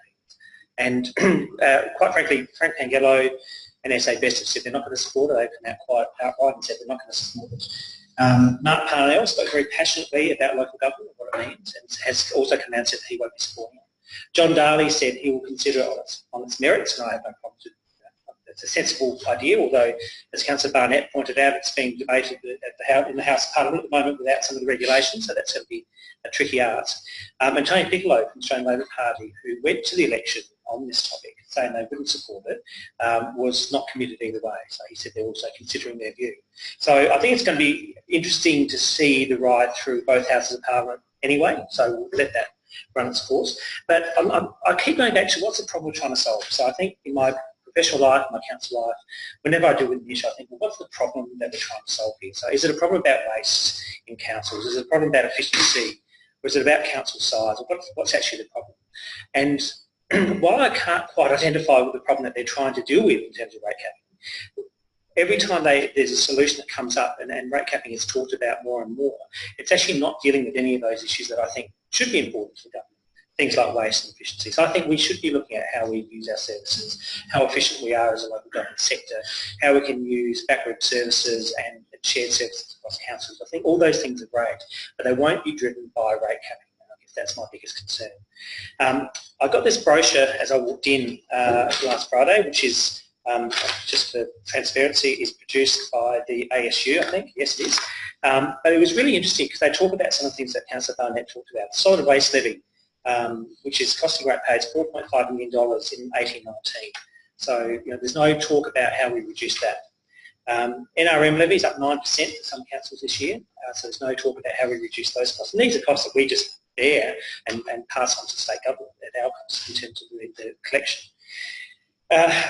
The 75% rate rebates for community housing, I've worked in social housing for a long time in my life, and that is a huge impact. Probably less so for people like Prospect, but some council areas, large percentages of community housing, public housing, cooperative housing where there's 75% rate rebate, so that reduces and erodes the capacity to get income. And obviously the recent changes to the China Sword, which has a big impact on us as well. So there's a huge bucket of money sitting in state government, which is not being used to address any of that at this moment, as far as I'm concerned. So there's all these other pressures which could be massaged and used and manipulated in a positive way, but actually looked at apart from rate capping. So I think rate capping is the answer to something which is probably more of a political conversation rather than a practical one. I don't think it's going to provide the outcome that the government thinks it will. I think it's going to have a huge impact on us as local government, as a sector. So this is not about Prospect, this for me is about the sector and the capacity for us to manage all these things. At the end of the day, residents will tell us whether the rates are too high or not. And I truly believe in the democratic process that they will tell us whether we're doing the right thing in terms of products and services, and service delivery, rates and charges, and all of that kind of mix up into a big bag, and they're the ones that should be telling us whether we're doing the right thing or not. I'm not convinced that this is the right way to go. Councillor Barnett said it sounds good, but it's not, and I think that's four very, very wise words. It sounds good, it's not. I'll be supporting the motion tonight. I'll be supporting that we don't support the amendments. The local government association, the local government rate oversight. I won't be supporting that. We'll be supporting the motion tonight if my double negatives make any sense. Oh, nowadays they do. It's perfectly acceptable. 8 years, so. Have a double negative. Any further debate? Just briefly from the chair, you got my view on email regarding this item. Several people have asked me, and the points made by the mover and seconder are a core part of what my views are. I met with because I was in Sydney, met with the president of the New South Wales LGA again today, and the issue for them is this enormous backlog of road maintenance and road upgrading that they have in South Wales. Their regional road network is widely regarded as the worst regional network in the country. And I just hate the idea that there'll be regional councils in our state, and by virtue of geography, distance, and our history of settlement, these councils don't have a lot of people in them, but they have vast road networks that they're compelled to look after. that they own and do their best with. I just can't bear the thought that they will start cutting back on road maintenance, as has happened in New South Wales, as is starting to happen in Victoria under Ray County. And that, me or my son is out on one of those roads that's not been maintained properly and something awful happens. And that I reflect back on that and I think, if only I'd stood up for those small councils being able to understand their own problems and talk to their communities about how best to solve those problems, rather than some faceless group of people that won't get elected, can't be unelected by local people, determining their fate. I would be very uncomfortable with that scenario, and I don't know why any politician would want to wish that upon a local community. I just don't understand this. And the needs of those small councils are so vastly different to the needs of this community, which in turn are vastly different to our neighbour to the south, which, good luck to them, earn huge amounts of money off of their commercial properties and their car parking that we will never earn. And how you can have one ruling, one system that provides a blanket outcome over just those three examples, and there are many more examples of different types of community pressures. I just don't think it's a very sensible pathway. And equally, as I expressed in my email, the challenges for this state are jobs, and we all need to be incredibly focused on that. And I think this council's provided a really good pathway about how, with flexible thinking, you can do some amazing things. And our work in the broadband economy space, our work in training and mentoring small businesses and micro businesses, our work in freeing up our main roads for investment and development are all great examples of trying to boost our local economy and in turn the state economy. And I can't help but thinking that if we were in a rate capping environment, that we'd find those hard to justify to someone like Escosa, and those things wouldn't have happened. And I think our community would be much worse off without that. And I'm not to say, I'm not revisiting history, I'm just thinking for the next council and the one after that, what might they want to take on board that further builds jobs and security and community in the future? It's not in the act that we have to do.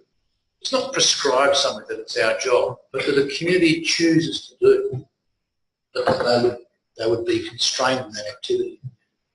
And I just don't think that's very sensible either. And I really do think that we're looking for a relationship with the state government that's positive, that gives us both flexibility about how we tackle these issues, that puts us around the same table saying, how about we change the burden of who does what in order to progress the state.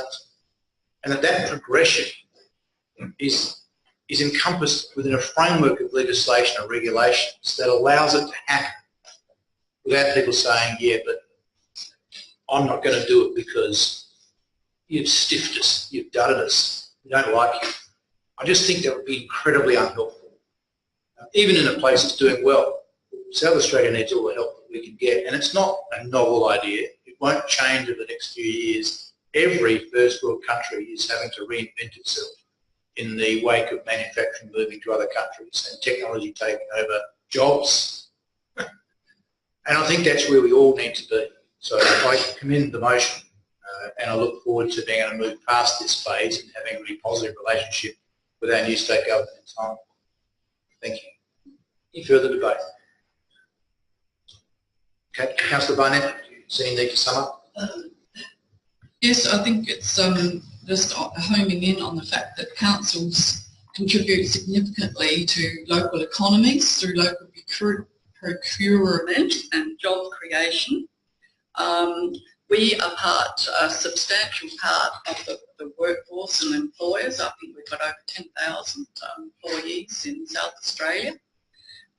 So I do not think that it's fair of any state government to suddenly try to kneecap a sector that is quite a substantial employer, that has quite a lot to do with putting money, spending through the economy.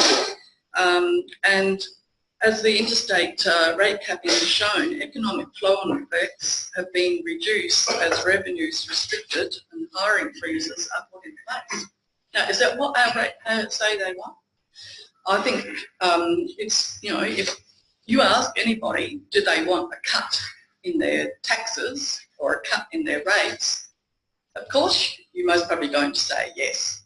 But you're not being told the full part of the story, right, of what might happen as a result of doing that. As we say, not this year, not next year, but perhaps down the track. So I think it's very short-sighted and very poor policy. I urge you to vote for the motion.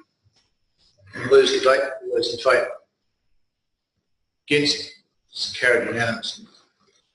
Thank you. Item 13.7 we've already dealt with. We now have the protocols in item 14 where we pull out items we wish to debate, otherwise they'll be moved on block. We wish to remove item 15.1, strategic plan information report. 15.2, the investment report 2017-18. 15.3, the update on council's borrowing and related financial arrangement 2017-18. And I will draw item 15.4, project update on the Community Hub Library Innovation Centre. Now, someone move on block item 15.2 and 15.3. So lead, no debate. Moving on block, seconded by Deputy Mayor Groot. All in favour? Against, they are carried unanimously. Thank you. Councillor Evans, item 15.1, just a brief reason why you drew it. Just to, I guess, draw elected members' attention to a particular item that's very passionate and close to my heart. You're happy to move it? I am indeed. You have the floor. Wonderful. So there's a lot here. Generally speaking, this item gets withdrawn and we talk about things that have happened over the period that are relevant to us. In particular, I'd like to draw Council's attention to page 354 and indeed the last little caption there, actions, talking about a community portal. So Councillor Barnett and I were fortunate enough last Wednesday, I think it was, to visit Ginny and the team out at Walkerville at the barracks and to have a chat about the community portal that indeed is about to come online in August. And this is a very proud moment. It's something that I'm particularly passionate about because it gives our community, and in particular residents who have local maintenance issues, things that are quite routine and operational, the opportunity to get a level of depth and visibility over their service requests that they've never had before. And I get it, this isn't the sexiest topic that's been talked about tonight, but gee, it's important because for the first time we actually have an opportunity as residents of this city as well, but also as elected members to see how issues we raise with council are going, how they're tracked, their planned completion dates, who's responsible, and what we see in terms of priorities for that to be addressed. It gives real visibility to the process. Before, you used to send a CRM request, as we call it, a request for service, to our administration email address or through the My Local Services app or through the website when we were able to use that. But there was no real visibility, there was no tracking, there was no workflow process associated with that was visible to residents, and now that's actually happening. The response in full process, and I'm not sure the Director may be able to enlighten us in due course on how that response and full process is going. But personally, I see this as a much improved way of addressing basic maintenance requests throughout the city. If a tree branches down or if there's a pothole or something of the sort, it allows us real visibility in almost immediate fashion to see how that item is progressing rather than needing to wait days, weeks for a comprehensive response back about all of the strategy we have. So a very practical initiative, one I probably have talked way too much about, but it's very exciting to see is coming online in August, and indeed no doubt some communication will follow, and I look forward to using it, consuming it. I'd encourage us and our networks also to spread the good word to our residents. Thank you. Very well said. Do I have a second? If you mean to speak to it? Just briefly, I always get excited about this report because it shows what we're doing in the City of Prospect. I want to go to two things. One is actually on the same page, just a little bit above, under 4.4.3, which talks about the spontaneous and unsolicited positive customer feedback to staff. I just think it's good to acknowledge that. Particularly things like waste collection, terrific prospect, live chat service, tree trimming, park maintenance. It's really easy to get bad feedback. I think we all get it as part of our daily professional lives probably, or particularly in terms of council, you don't often get good feedback, so I think it's a really good thing to celebrate. So I just want to point that out. The other one, and this is something I go to from time to time, which is the EcoBums nappy cloth trial. I did note that there's been no trials over the last 6 months. I'm just want to ask a question if I can. Community planning, maybe, or maybe even construction environment. So I'm just not sure who deals with nappies these days. I know you do one, Brett, and not the other. But the question just is, what are we doing to actually promote? And now we're going out to not hospitals, but how do we kind of get to the people that need to know about this? Apart, I know we've done some stuff in the Gossip magazine, but if you're a new mum with 10-week-old kid at home, baby at home, you probably don't have a lot of time to do that kind of thing. So how else are we trying to get to new parents? Through the chair, I don't know too much about that information, but I'm happy to find out and provide a memo to you very shortly about what we are doing, we're planning on doing. So that's okay. Yeah. So look, I just think we've got a play group in the City of Prospect, we've got Kinder Gym that's just moved in, we've got a couple of links into new families, and we kind of try and promote maybe not just this, but other services to young families through those means, if we possibly can. So, grandparents, yes, that want to change nappies, absolutely. But I just think, the theme tonight has been on character building waste. That's how I picked our conversation tonight. This is a really, really important waste issue. And it's going to be great to promote it a bit more heavily. But thank you to CEO and her staff to produce the report. It's a fantastic one. Thank you. Councillor Barnett. Yes, just following under on that same thing about the worm farms and compost bins.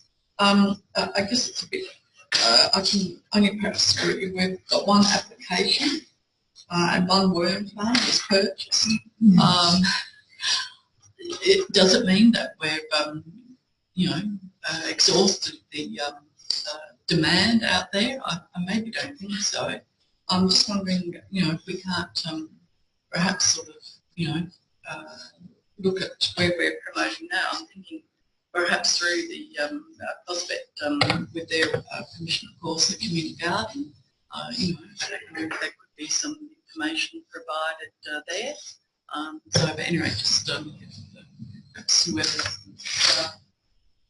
involved in that could have a look at that. I think we're not going too well, are we, with echo buns and worms.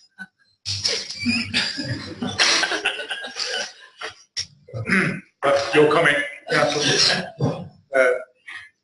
Thank you. Any further debate or questions? Councillor Stanton. Yeah, I noted with interest that a lot of the assets that were previously in the building next door have been passed on to other users, which is great. I'm happy that stuff didn't get munched up in landfill. It'd be nice if we could get some follow-up to see how these community groups were using the assets, and maybe a part in our webpage with some photos and follow-up to see our old council chambers being repurposed and some other community groups. Thank you. Any further debate?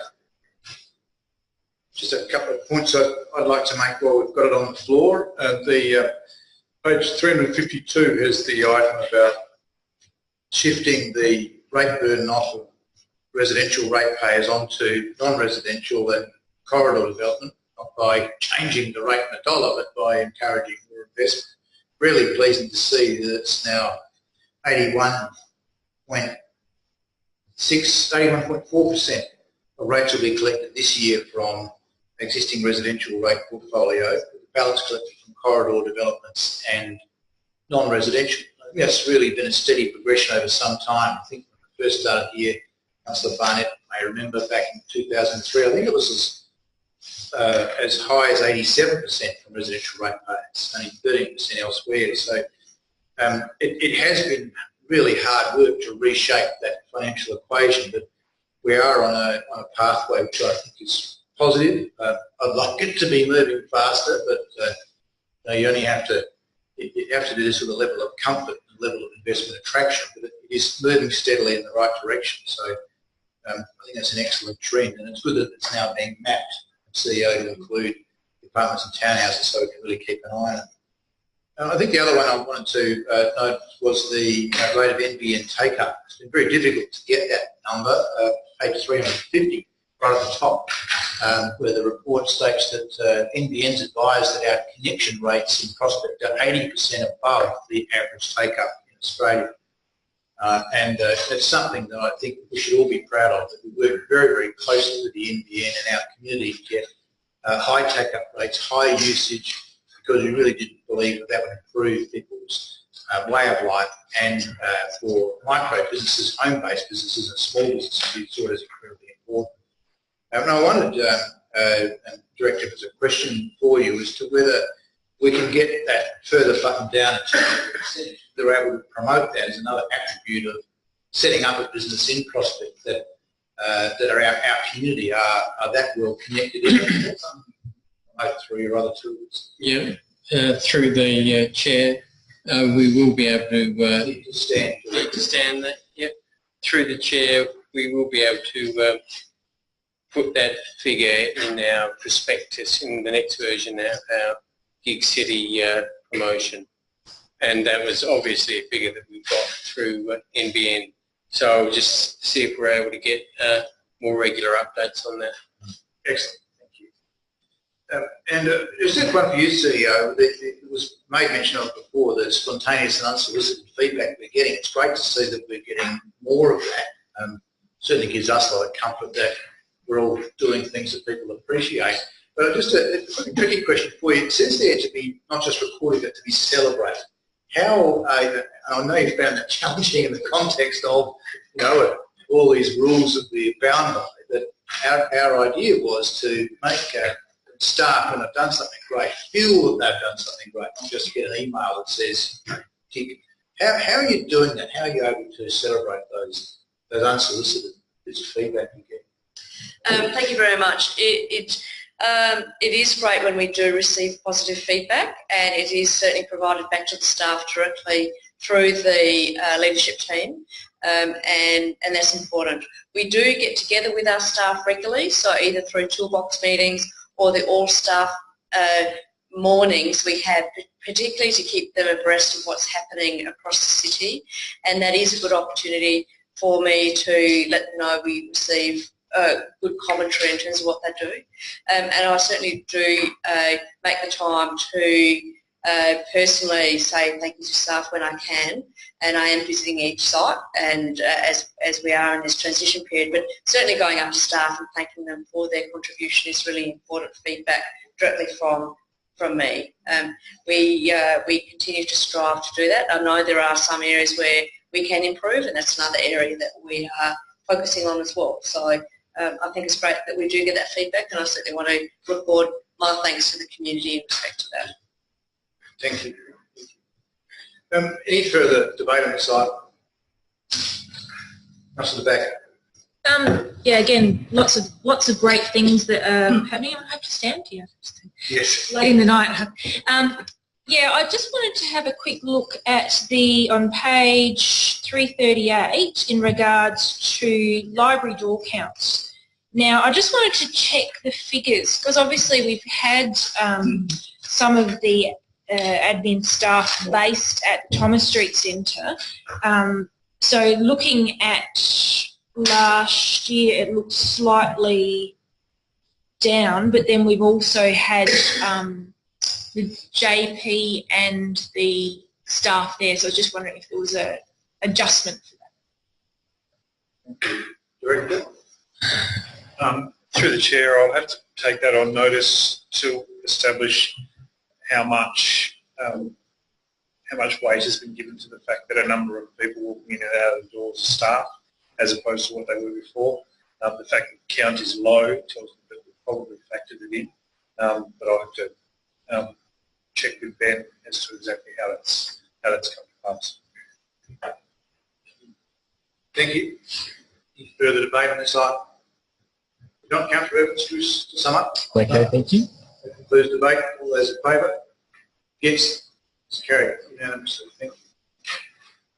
The next item is item 15.4, an approved update on the Community Hub Library and Innovation Centre. Just drew it for a question regarding the proposed banner in prime advertising space. We'll be happy for someone to get it on the floor so that we can moving. Thank you, Deputy Mayor. Do you wish to speak to it? Do I have a seconder? Councillor Leeds, wish to speak to it? I may just ask my question and I'll just get to the right page. There is a revised banner design for the top of the scaffolding on page 371. Thank you, CEO. And I note that we've got a big sign that will advertise the companies that we are paying to do this for us. And the banner still has their logos on it. I'm just wondering, and perhaps the Director, why we would bother repeating their logos that look pretty obscure on that shade cloth orange background, and not have more logos of our own about what people will use the building for. It seems to me to be a logical place to put that very simple design and a message about our own building there rather than someone else's company. There's some reason why you're recommending that way. Through the Chair, this has been something that's come through a number of iterations. As you know, representing, I guess, the team philosophy of the project is something that we wanted to display on the banner mesh. It's obviously up for debate. It hasn't been ordered, as I mentioned earlier, but it was really about representing that there's a number of parties involved. Plus, I'll take the point we discussed prior. There's only one party paying, but it's really about reflecting there's a collaboration here, there's a team here that are delivering what we think is an excellent outcome. Obviously, as I said, it's not ordered, so it's subject to further change if needed. So my question was, we've already got their logos in full colour, their colours, on a white background, really easy to read, facing south. Why do you want to repeat them on the banner where it would be very hard to read their logos on an orange background with no colour? I don't understand the benefit of repeating. Through the Chair, it was really a design choice between our project team and the Kennett project team who are doing the design for this. They've taken our feedback and presented this back to us for consideration, and it includes logos of other members of the project team. Happy to take some cues on additional icons. We did have some issues with icons.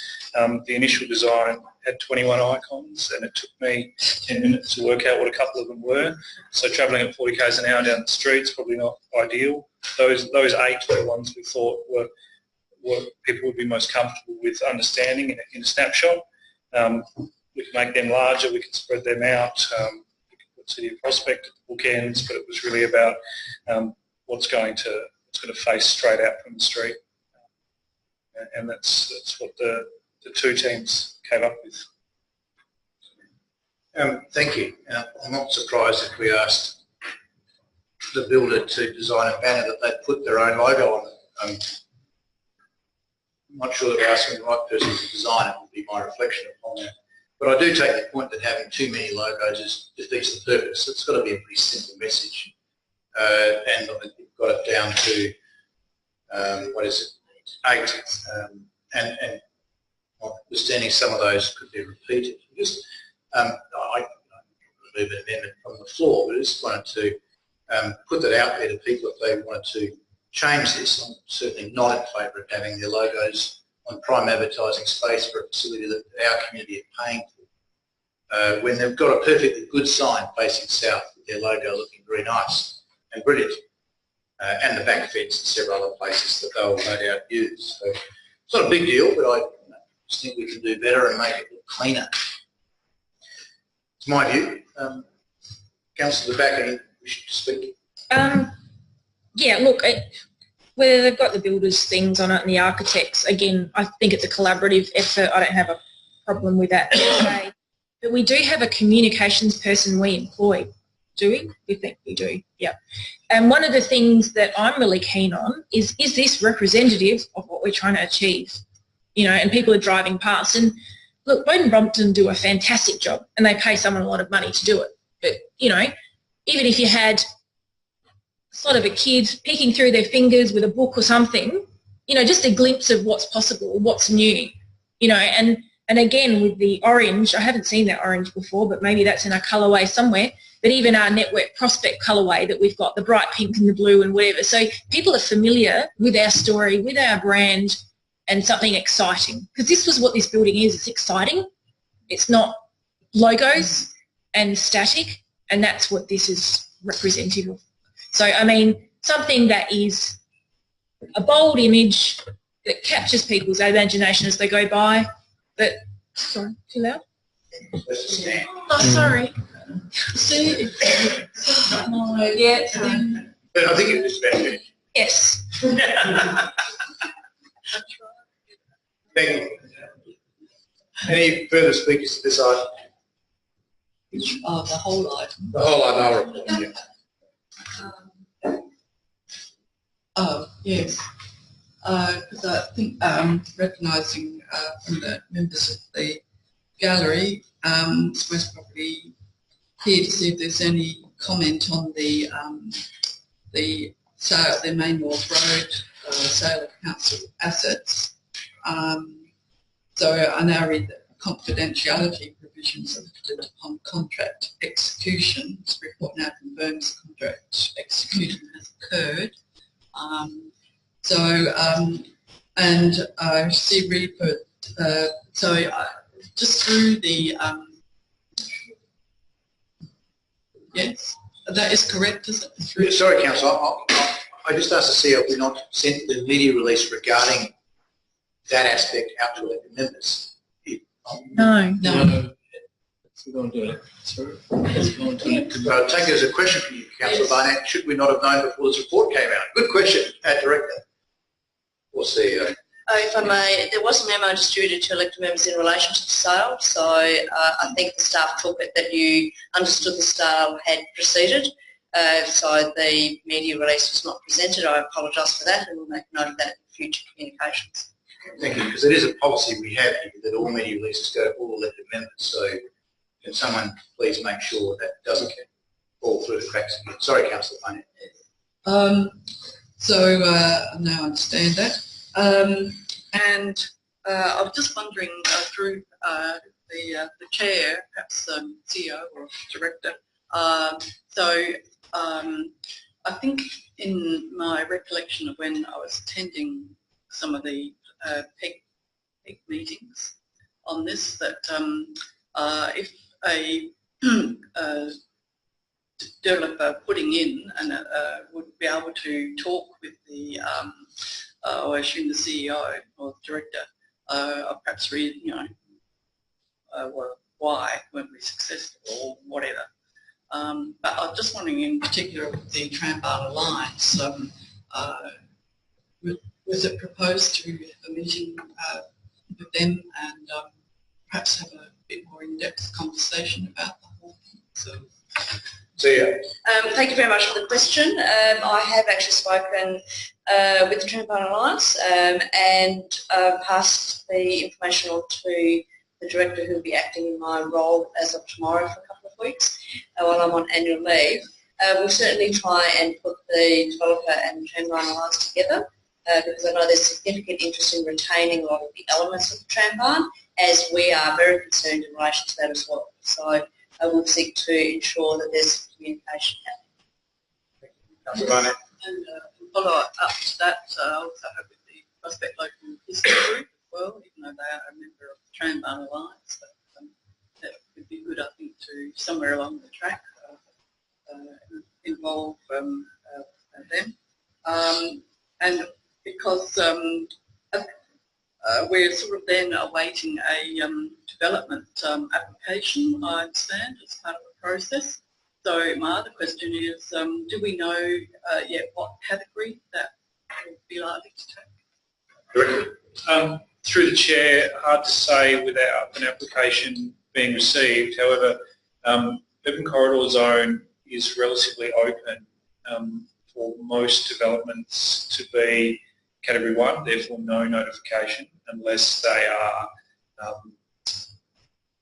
outside of the building envelope, of which certainly the front portion of the site with the Trambarn, there's no change to the build form, so there's no possibility for intrusion for moving outside of the building envelope. More than likely Category 1 based on the early discussions in terms of the potential uses of the site, commercial, retail, childcare for the front portion. And the back portion, or the Johns Road portion, it will really depend on whether the building envelope is breached, which will trigger a Cap 2. But given what we've seen on preliminary plans is 3-story townhouses at that portion, doesn't quite breach. So more than likely Category 1 development for both sites. Thank you. Councillor Barnett. Yes, I guess I might be disappointed by that, but hoping to be Category 3 or something a bit more open discussion. But at any rate, we'll just have to keep alert to when the development application comes to the, what do we cap? Yeah, it's going to our cap. Yeah, correct. All right, thank you. Thank you. Any further debate on this item? Have you managed to sum up? I just want to say that these reports are actually really quite important, and I think I say this every time I have moved this particular report over the last few months. It shows a great deal of transparency for our community. It talks about warts and all, what's been going on and what things are looking like.